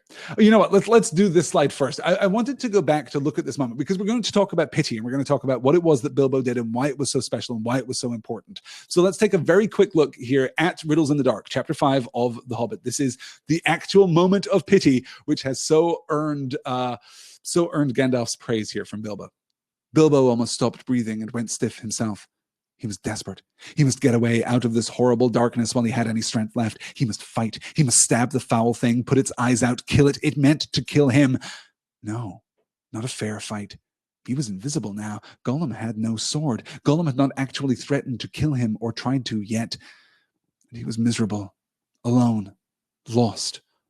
A sudden understanding, a pity mixed with horror welled up in Bilbo's heart, a glimpse of endless, unmarked days without light or hope of betterment, hard stone, cold fish, sneaking and whispering. All these thoughts passed in a flash of a second. He trembled. And then quite suddenly in another flash, as if lifted by a new strength and resolve, he leapt. No great leap for a man, but a leap in the dark. Straight over Gollum's head, he jumped 7 feet forward and 3 in the air. Indeed, had he known it, he only just missed cracking his skull in the low arch of the passage. So this is the moment where Bilbo extends pity. Bilbo manages to delve deep within himself and find that fundamental goodness, manages to find that fundamental connection. And forgive me because I know that we've talked about this before, not least of all, of course, when we were talking about this chapter, and then again in the second chapter of the Fellowship of the Ring, we've talked about this before. But pity is a very unfashionable virtue in the modern world. We are generally suspicious or even outright resentful of pity. The worst thing is to be pitied. But pity does not... Pity is, of course, connected to condescension. Pity is connected to this also equally unfashionable virtue of, in the modern sense, looking down upon someone. Condescension, in the traditional medieval sense, is a great virtue. It is a wonderful thing to be able to look down upon someone from a higher station and nonetheless connect with their fundamental humanity, find the kinship in that relationship. And pity works in a very similar way. Pity is distinct from empathy, a very fashionable and nothing like as fashionable as it should be, of course. But pity and empathy are distinct because empathy indicates fellow feeling, right? Empathy says, oh, dude, no, I've been there. I know. I feel you. Like you and me, we've shared the same experience. We are the same, and I recognize that kinship because we have been through the same thing. I too have locked my keys in my car. I too have stood on a Lego block in bare feet, the greatest awfulness that can happen to a human being. I too have undergone this terrible circumstance. You and I, we are the same. I recognize this thanks to empathy. Pity is not the same as empathy. Pity crosses a line of empathetic resonance, right? To pity someone is to say, I myself have never been where you are, and yet I have fellow feeling for you. I have never locked my keys in my car. I have never stood on a Lego block in the middle of the night when I was just trying to go to the bathroom like a civilized person. I myself have never experienced what you have experienced, and yet I recognize that it is awful, and I feel for you. I pour forth my compassion for you. That is what pity is, as we see here from Bilbo, right? A sudden understanding, a pity mixed with horror welled up in Bilbo's heart, a glimpse of endless unmarked days without light or hope of betterment, hard stone, cold fish, sneaking and whispering. All these thoughts passed in a flash of a second. What is it that Bilbo sees when he looks at Gollum? How awful Gollum's life is.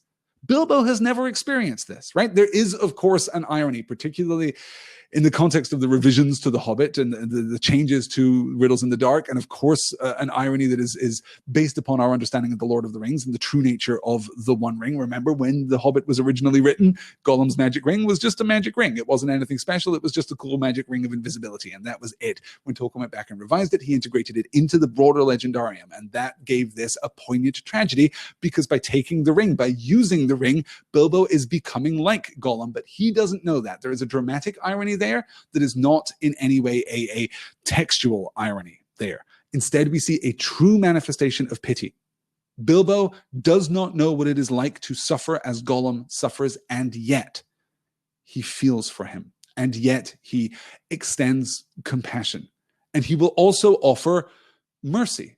Mercy is just not taking the necessary action here, or not taking the extreme action, not taking the expedient action here, putting the welfare of another person above, the pragmatic response. I think that's exactly as Jenna calls out here. Look down and show some mercy if you can. Look down upon your fellow man. Good.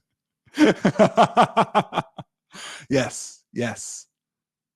Yeah, exactly, right? As Seastar says, like Gandalf wishing this all hadn't happened in Frodo's time. Yes, exactly like that. Gandalf has never had the luxury of not fighting Sauron, right? Gandalf comes into Middle-earth, the Istari come into Middle-earth explicitly to fight Sauron. So Gandalf says, as Frodo says, I wish this had never happened in my time. And Gandalf says, yeah, so do I. So do all who live in such times. There's not a corner of this world that isn't going to be touched by this. And my heart bleeds for you. This is not empathy. This is not, I know I have been there too. This is pity. I have never been where you are, and yet I am generous enough of spirit that I can feel for you. That is the virtue of pity, as unfashionable as it is, and I wish that were not the case. I wish that we could kind of rehabilitate. I wish that we could reclaim pity. It's one of the great medieval virtues that would be extremely valuable in the world today. Yes. Good. Okay. So that's the recap of chapter 5 of The Hobbit. Let's continue our recap by looking back at the actual conversation here back in the Fellowship of the Ring, chapter 2. But this is terrible, cried Frodo. Far worse than the worst, I imagine, from your hints and warnings. Oh, Gandalf, best of friends, what am I to do? For now I am really afraid. What am I to do? What a pity that Bilbo did not stab that vile creature when he had the chance. Pity? It was pity that stayed his hand. Pity and mercy not to strike without need. And he has been well rewarded, Frodo. Be sure that he took so little hurt from the evil and escaped in the end because he began his ownership of the ring so, with pity. I am sorry, said Frodo, but I am frightened and I do not feel any pity for Gollum. You have not seen him, Gandalf broke in. No, and I don't want to, said Frodo. I can't understand you. Do you mean to say that you and the elves have just let him live on after all these horrible deeds? Now at any rate he is as bad as an orc and just an enemy. He deserves death. Deserves it? I dare say he does. Many that live deserve death, and some that die deserve life. Can you give it to them? Then do not be too eager to deal out death in judgment, for even the very wise cannot see all ends. I have not much hope that Gollum can be cured before he dies, but there is a chance of it, that he is bound up with the fate of the ring. My heart tells me that he has some part to play yet, for good or ill before the end, and when that comes, the pity of Bilbo may rule the fate of many, yours not least. In any case, we did not kill him. He is very old and very wretched. The wood elves have him in prison, but they treat him with such kindness as they can find in their wise hearts. They have him in prison, for a while, for a little bit, just for a little while. And then, keeping people in prison is so exhausting, you guys, and it's so easy to get distracted. You just glance at your phone, you're looking at your Instagram, you look up, Gollum's gone. Happens to the best of us, happens to the best of elves. So you'll note that there are a few changes here. There are a few textual changes here that are extremely significant. We modify slightly the dialogue as it's given to us in the original scene, of course, but there is one important addition. Let me see. We should call out that the... I'm sorry, but I am frightened and I do not feel any pity for Gollum. You have not seen him, Gandalf broke in. Okay, so let's look back at the exchange that we get here. What a pity Bilbo did not stab the vile creature when he had a chance. Pity it was pity that stayed his hand. Pity and mercy not to strike without need. Okay, so far, so accurate. This is actually a true, if incomplete, transcription of what we got back in chapter 2 of the Fellowship of the Ring. I do not feel any pity for Gollum. He deserves death. Deserves death, I dare say he does. Many that live deserve death. Some die that deserve life. Can you... Blah, blah, blah, blah. Be not too eager to deal out death in the name of justice, fearing for your own safety. That is not what Gandalf said. That is not an accurate representation of the Grey Wizard's words back in chapter 2 of the Fellowship of the Ring. This is something new. This does speak to this idea of fear when Frodo comes out of his little moment of reverie here, but still I am afraid. And yet, as you see, I will not touch the creature, for now that I see him, I do pity him. Now, after all this time, Gandalf, I see that you were right. I see that having met Gollum, having seen this wretched, loathsome creature, I do understand pity. I have not been where he is, and yet I have that fellow feeling. Nikki is asking, so as Sam and Bilbo weren't really ring bearers yet, does the difference in their reactions to Gollum have anything to do with their status, do you think? Oh, that's an interesting one. Sam's relationship with Gollum is very different, fundamentally different from Bilbo's relationship, right? You're right to distinguish, Nikki. You're right to distinguish Frodo's response to Gollum. Frodo acknowledges not just pity, but empathy, right? Yes, I haven't been where Frodo is, but there is more connecting us than anyone else realized when they first encountered him. Bilbo didn't know, and there is nothing connecting Sam and Gollum in that way at this time. So Frodo's response is different and is distinct. What separated Bilbo and Sam's responses to Gollum, though, I think, is awareness.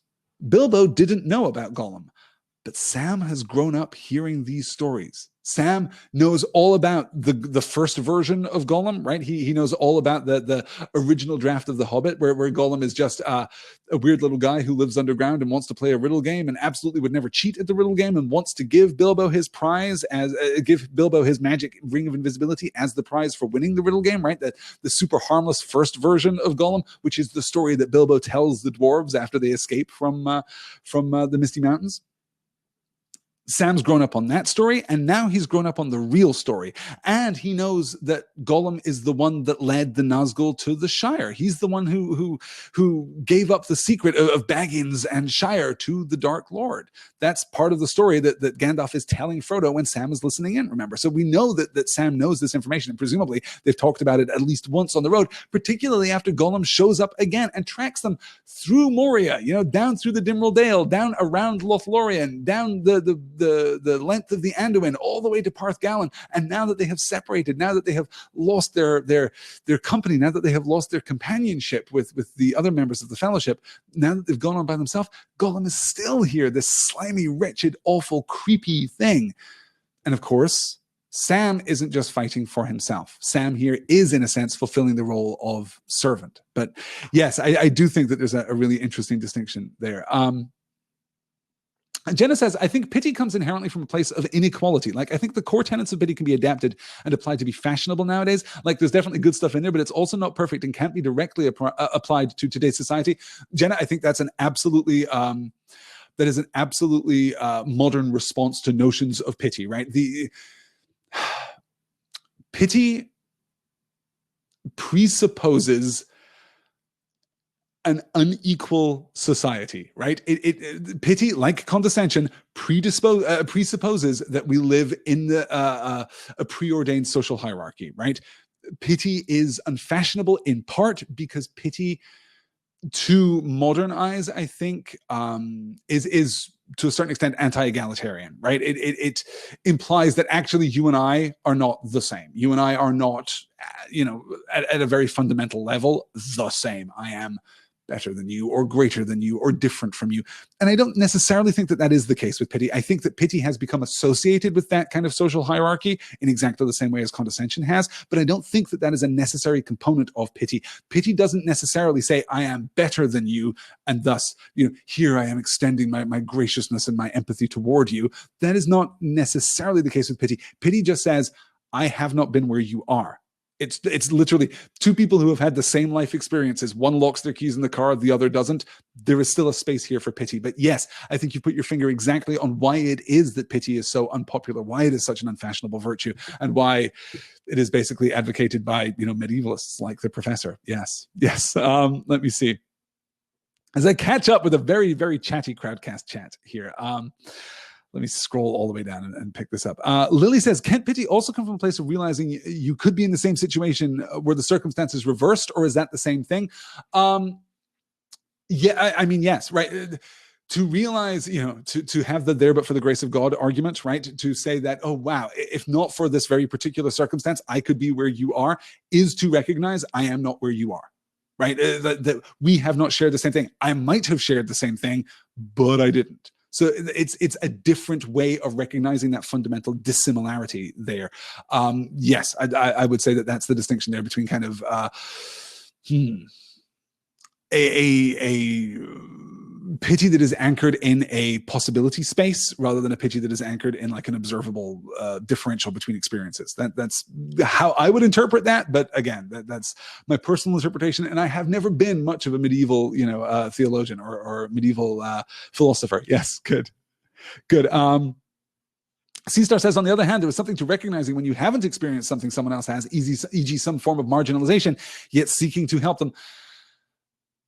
Wow. Okay. It is 10:28, and there is no way that we can get into a conversation about representation and marginalization and disenfranchisement and pity in a genuinely like progressive and inclusive and modern sense, because if nothing else, I would have to spend 15 minutes more carefully framing pity as a modern virtue that is not in any way, that in no way acknowledges a fundamental difference of experience, or at least a fundamental difference of essence, I suppose. So suffice it to say, we can't get into that right now, but yeah, I really think there's something to that, Seastar. I think that a good kind of pity is a way of acknowledging not just how awful your situation is, but how undeservedly good my situation is, because there's nothing stopping me from locking my keys in the car or standing on a Lego brick or being, systematically disenfranchised by the patriarchy, that kind of thing.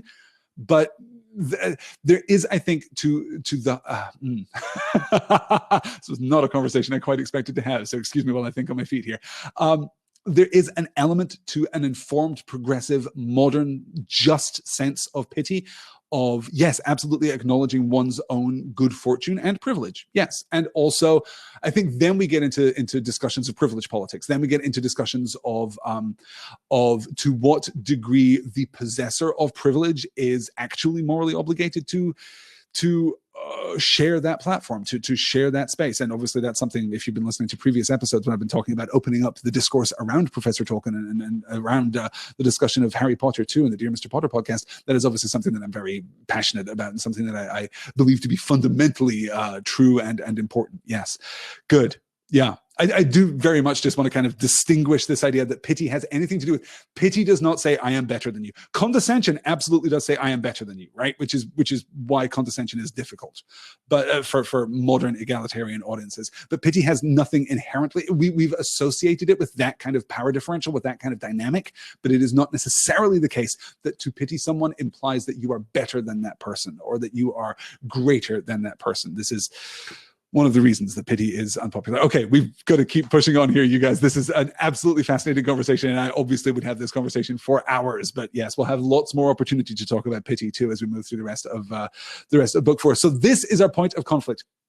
Frodo here enters into this flashback sequence so that explicitly we know why he is taking the action that he is taking. This is why we get this absolutely unique intrusion of attributed dialogue from earlier in the story. We've never had anything like this in The Lord of the Rings before. We will never have anything like this in The Lord of the Rings again. This is a one-time deal to emphasize why it is that Frodo is making the choice that he is. Very well, he answered aloud, lowering his sword, but still I am afraid. And yet, as you see, I will not touch the creature, for now that I see him, I do pity him. Sam stared at his master, who seemed to be speaking to someone who was not there. Gollum lifted his head. And of course, Gollum here on the inside track. Gollum here is leveraging this opportunity for all that he can. Yes, wretched we are, precious, he whined. Misery, misery, hobbits won't kill us, nice hobbits.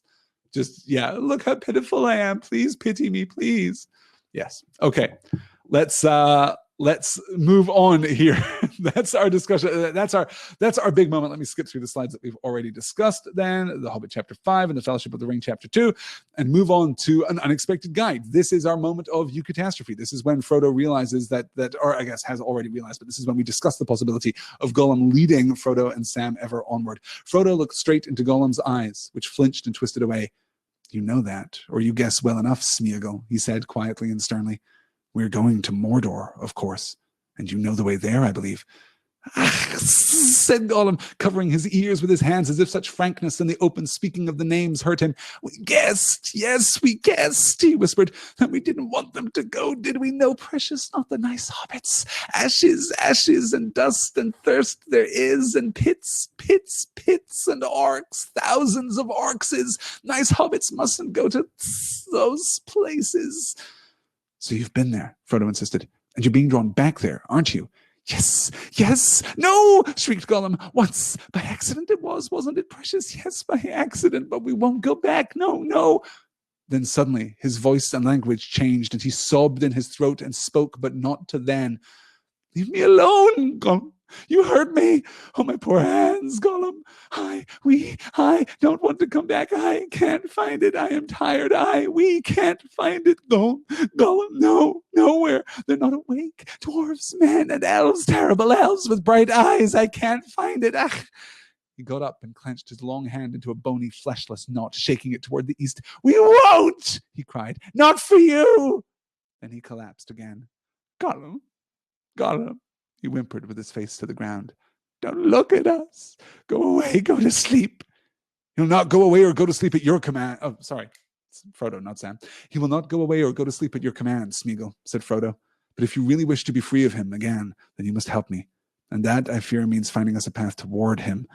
But you need not go all the way, not beyond the gates of his land. Gollum sat up again and looked at him under his eyelids. He's over there, he cackled. Always there. Orcs will take you all the way. Easy to find orcs east of the river. Don't ask, Sméagol. Poor Sméagol. He went away long ago. They took his precious, and he's lost now. Perhaps we'll find him again, if you come with us, said Frodo. No, never. He lost his precious, said Gollum. Oh, interesting. Jared is asking if Gollum had been stronger, would Frodo have pity toward him?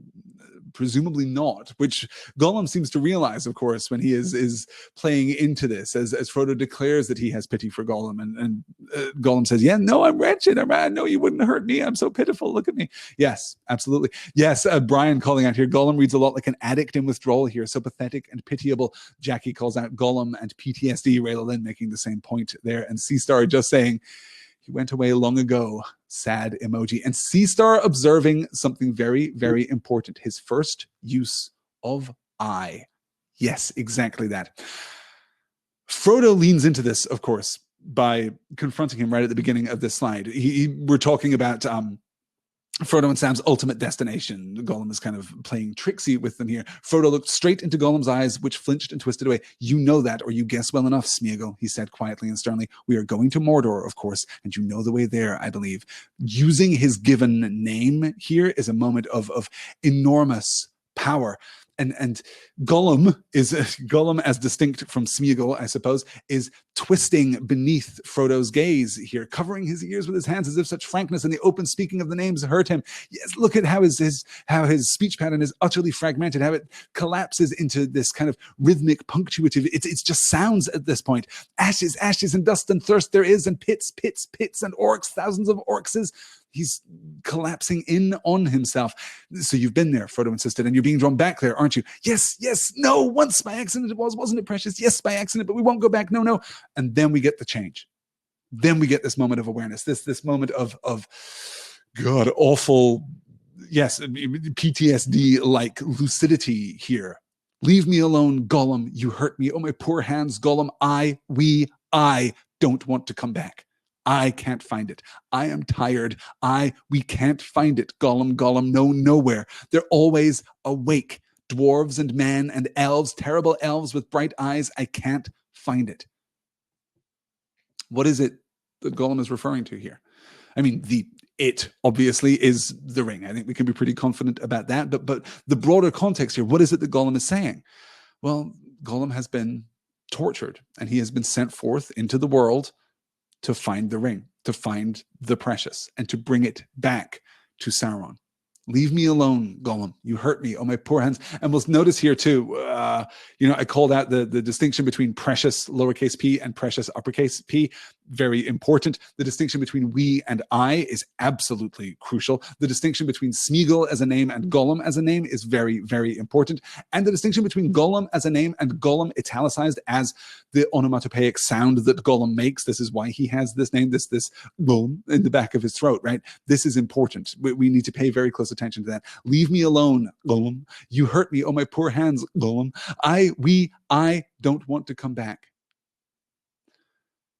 This is a statement of individual identity that we have not yet had from Gollum within the pages of The Lord of the Rings. This is a new perspective on who this character fundamentally is.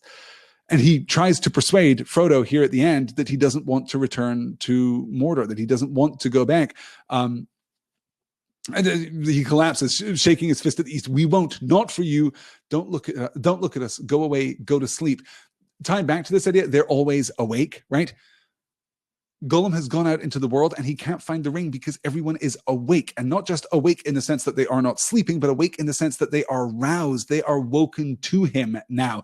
Dwarves, men, and elves, terrible elves with bright eyes. And we're reminded of, Frodo's experience of Gildor, seeing the luminous Gildor. That's what he really looks like, uncloaked. He is this pillar of flame of a man, or of an elf, excuse me. And that Frodo, because that Gollum, excuse me, because of his exposure to the ring and his exposure to the Wraith world, presumably sees all elves in a similar fashion. This is a torment for him, and they're all awake, and he can't find it, and he can't move, and he's being hunted and pursued, of course, by Gandalf and Aragorn, if no one else.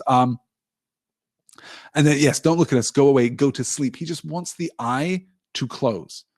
Drawing another point of comparison there between Frodo and Sméagol. He will not go away or go to sleep at your command, Sméagol, said Frodo. But if you really wish to be free of him again, then you must help me. Now he's making his pitch. Take us there.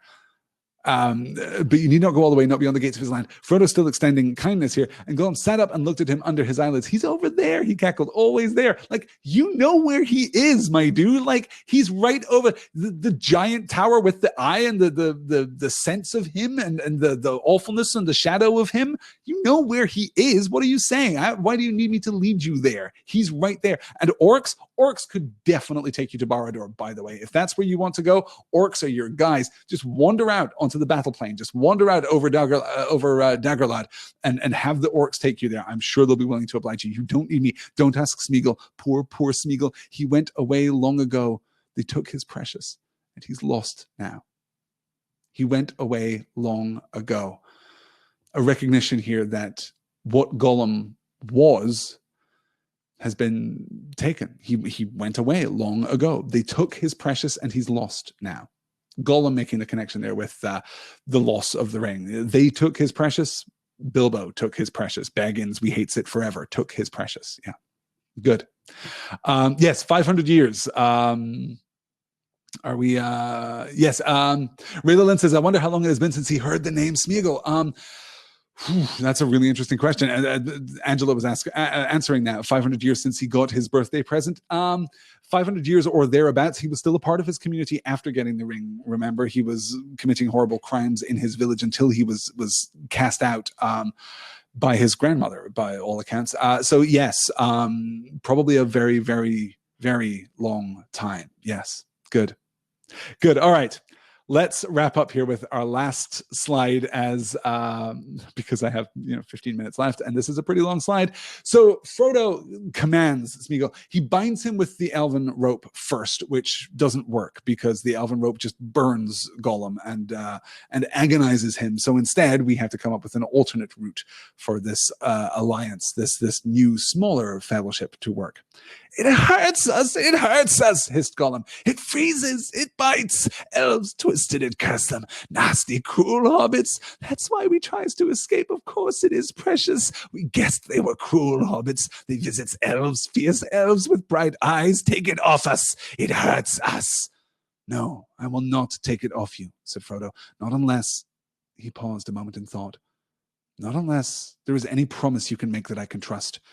We will swear to do what it wants. Yes, said Gollum, still twisting and grabbing at his ankle. It hurts us. Swear, said Frodo. Sméagol, said Gollum suddenly and clearly, opening his eyes wide and staring at Frodo with a strange light. Sméagol will swear on the precious. Frodo drew himself up, and again Sam was startled by his words and his stern voice. On the precious? How dare you, he said. Think. One ring to rule them all, and in the darkness bind them. Would you commit your promise to that, Sméagol? It will hold you, but it is more treacherous than you are. It may twist your words. Beware. Gollum cowered. On the precious, he repeated. And what would you swear? Asked Frodo. To be very, very good, said Gollum. And crawling to Frodo's feet, he groveled before him, whispering hoarsely. A shudder ran over him as if the words shook his very bones with fear. Sméagol will swear never, never to let him have it. Never. Sméagol will save it, but he must swear on the precious. No, not on it, said Frodo, looking down at him with stern pity. Only wish is to see it and touch it if you can, though you know it will drive you mad. Not on it. Swear by it, if you will, for you know where it is. Yes, you know, Sméagol. It is before you. For a moment it appeared to Sam that his master had grown and Gollum had shrunk, a tall, stern shadow, a mighty lord who hid his brightness in grey cloud, and at his feet a little whining dog. Yet the two were in some way akin and not alien. They could reach one another's minds. Gollum raised himself and began pawing at Frodo, fawning at his knees. Down, down, said Frodo. Now speak your promise. We promises, yes, I promise, said Gollum. I will serve the master of the precious. Good master, good Sméagol, Gollum. Suddenly he began to weep and bite at his ankle again. This is the taking of the promise, the only promise that Sméagol can swear that will bind him. We promises, yes, I promise. Again, note that important transition there. We promises, yes, I promise, said Gollum. I will serve the master of the precious. Good master, good Sméagol. Gollum.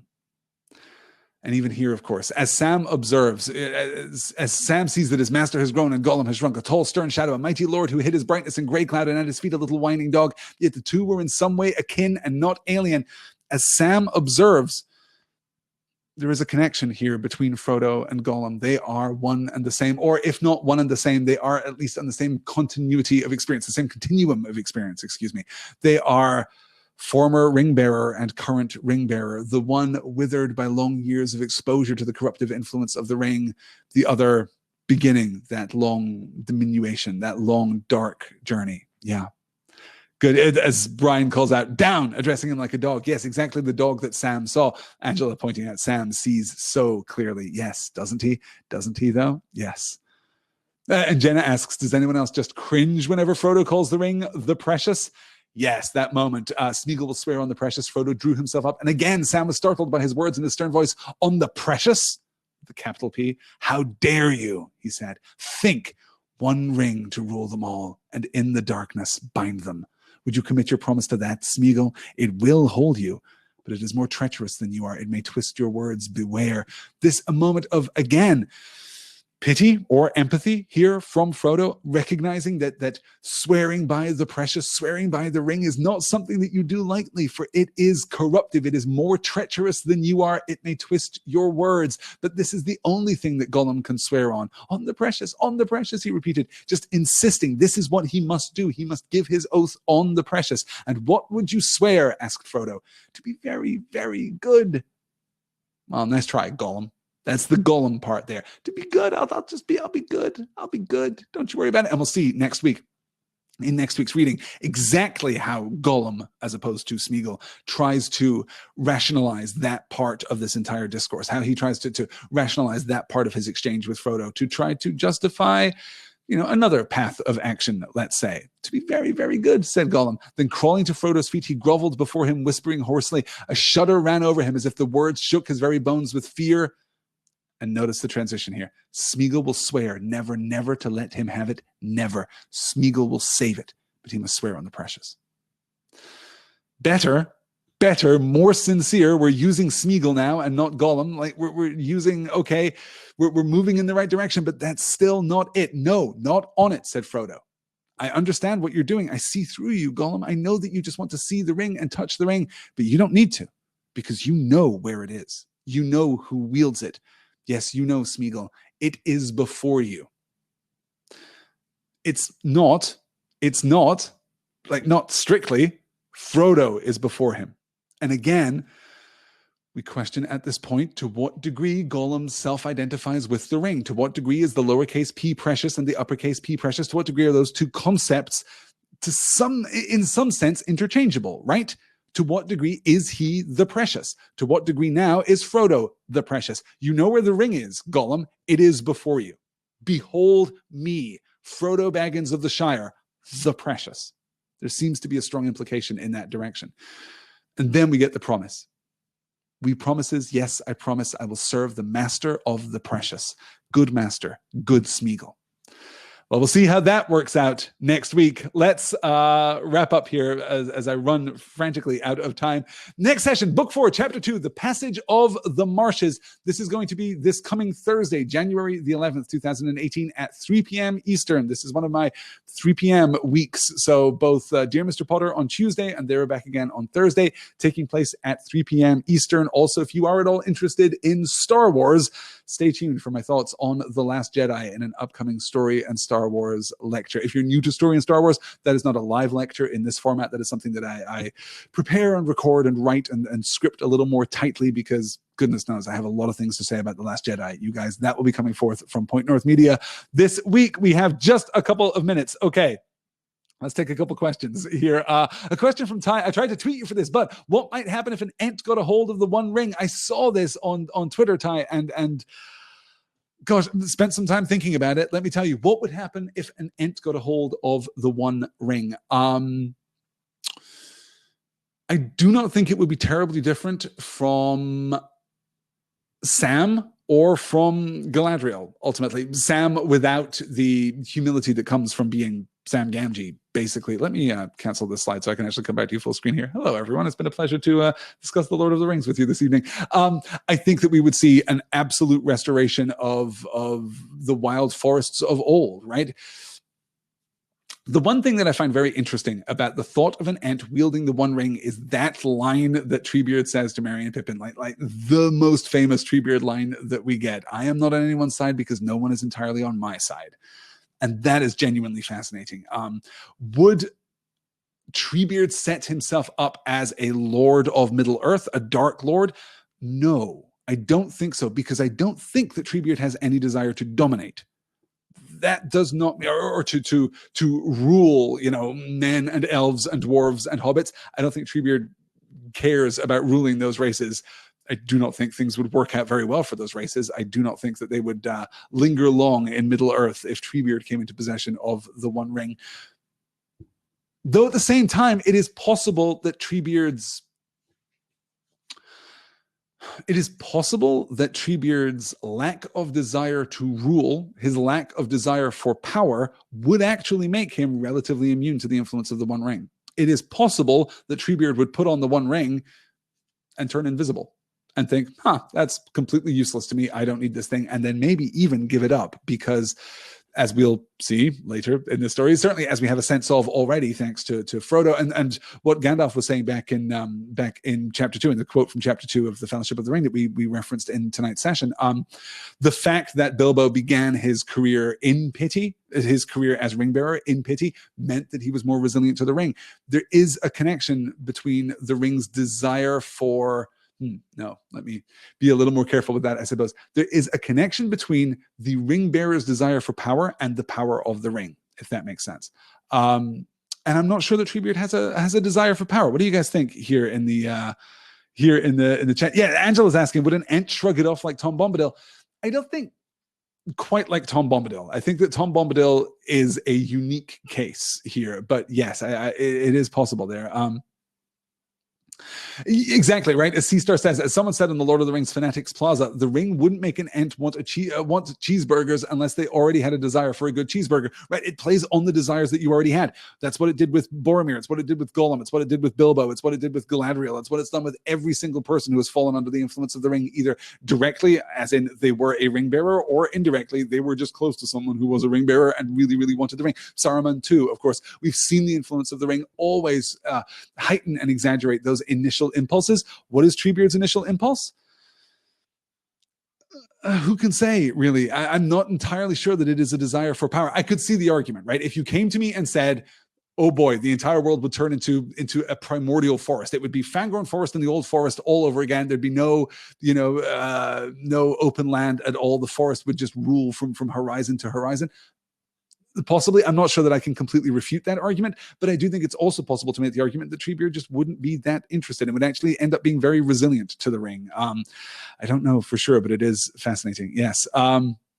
Let me see. Fina is asking a pronunciation question. I want to ask this for ages, and I know we've left Aragorn behind for now. What does the accent on Anduril mean for the pronunciation? Does it have any impact at all on the stress of the word? Maybe the little accent mark above a vowel in a Sindarin word means that is a stressed vowel. Effectively, it is Anduril. It is the stress there falls on the second of the three syllables. Anduril, and I'm not always great about observing that stress pattern, but yes, that is what that means. That little mark, that diacritical mark in Sindarin always means stress this. That's what that represents. Okay, let me see here. Let's maybe do one more before we wrap this up. Joseph has a huge question. I've never fully appreciated why Sam has such natural animosity toward Gollum. What is it about his character that drives this? I think I addressed this just a little bit earlier, but I think two key things.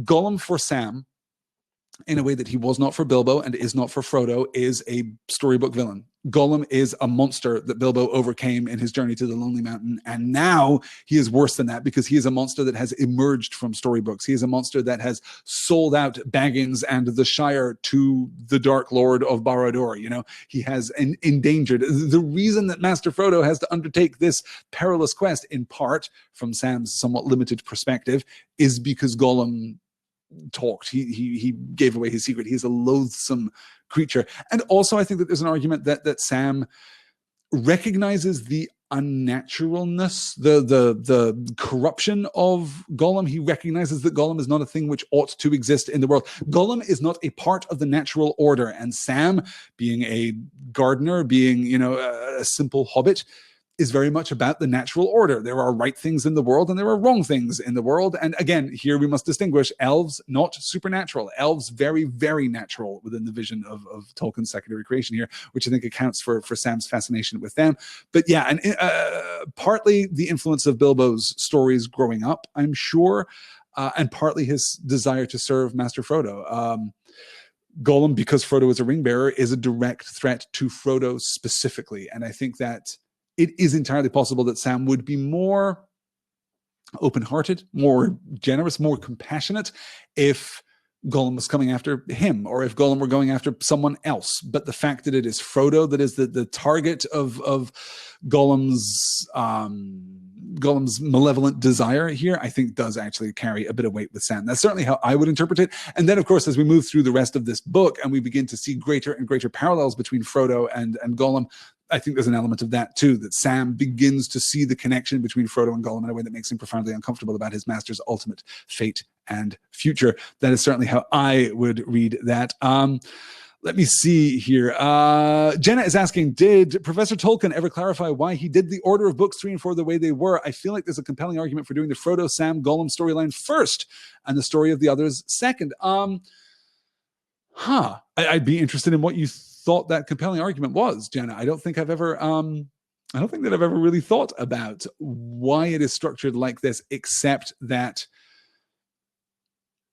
it seems to me that there is something very purposeful in the transition from high to low, if you like, in terms of the rhetoric, in terms of the oratory, in terms of the kind of the dramatic scale of the events. We go to Aragorn and Legolas and Gimli, and we do the battle with the orcs and the Entmoot and the assault on Isengard and Edoras and Methuseld and the healing of King Theoden, and then the battle of Helm's Deep, and then the final confrontation of Gandalf and Saruman at Orthanc. And it's pretty huge. I mean, it's certainly larger than anything we've had in the frame of the Lord of the Rings to date. It's, you know, these are full-on large-scale military conflicts, large-scale philosophical and magical conflicts. So we go very, very big there. And then we go very, very small. And I'm not sure that the professor ever laid out his decision to structure things in exactly this way. There may well be something in the letters. There may well be something in the History of Middle-earth series, which I haven't read terribly closely in this regard. So I'm not entirely sure why this split was made. But it does seem to me to be a very natural and very purposeful split for this particular book. I absolutely have to wrap this up here because I'm going to get kicked off of Crowdcast. Guys, this has been an absolute pleasure. I am so glad that you all joined me tonight. As I said, next week we're going to look at The Passage of the Marshes, book 4, chapter 2. That will be at 3 p.m. Eastern, 2 p.m. Central, Thursday afternoon. That's Thursday, January the 11th. Lots more to come from Point North Media. Oh, and if you are so inclined, tomorrow morning, Monday morning, as I do on every Monday morning, I will be hosting a short live session right here on Crowdcast called This Week on Point North, where I talk about what I'm going to do that week. And it's a kind of schedule update, kind of very casual. I'm not really, delving too deep into critical analysis and that kind of stuff. Tomorrow morning, though, there will be a couple of announcements about some upcoming changes to how we do things at Point North and a new place to hang out and talk about stories, which I'm very excited about. So if you are around at noon Eastern or 11 a.m. Central Time tomorrow morning, that's Monday morning, then come join me right here on Crowdcast and have a cup of coffee, and we'll talk about some plans for Point North in the upcoming week. That is going to do it. I absolutely have to end right now. Guys, have a great night. I hope to talk to you all tomorrow. I will certainly talk to you all again on Thursday. I'll see you all soon. Until then, take care.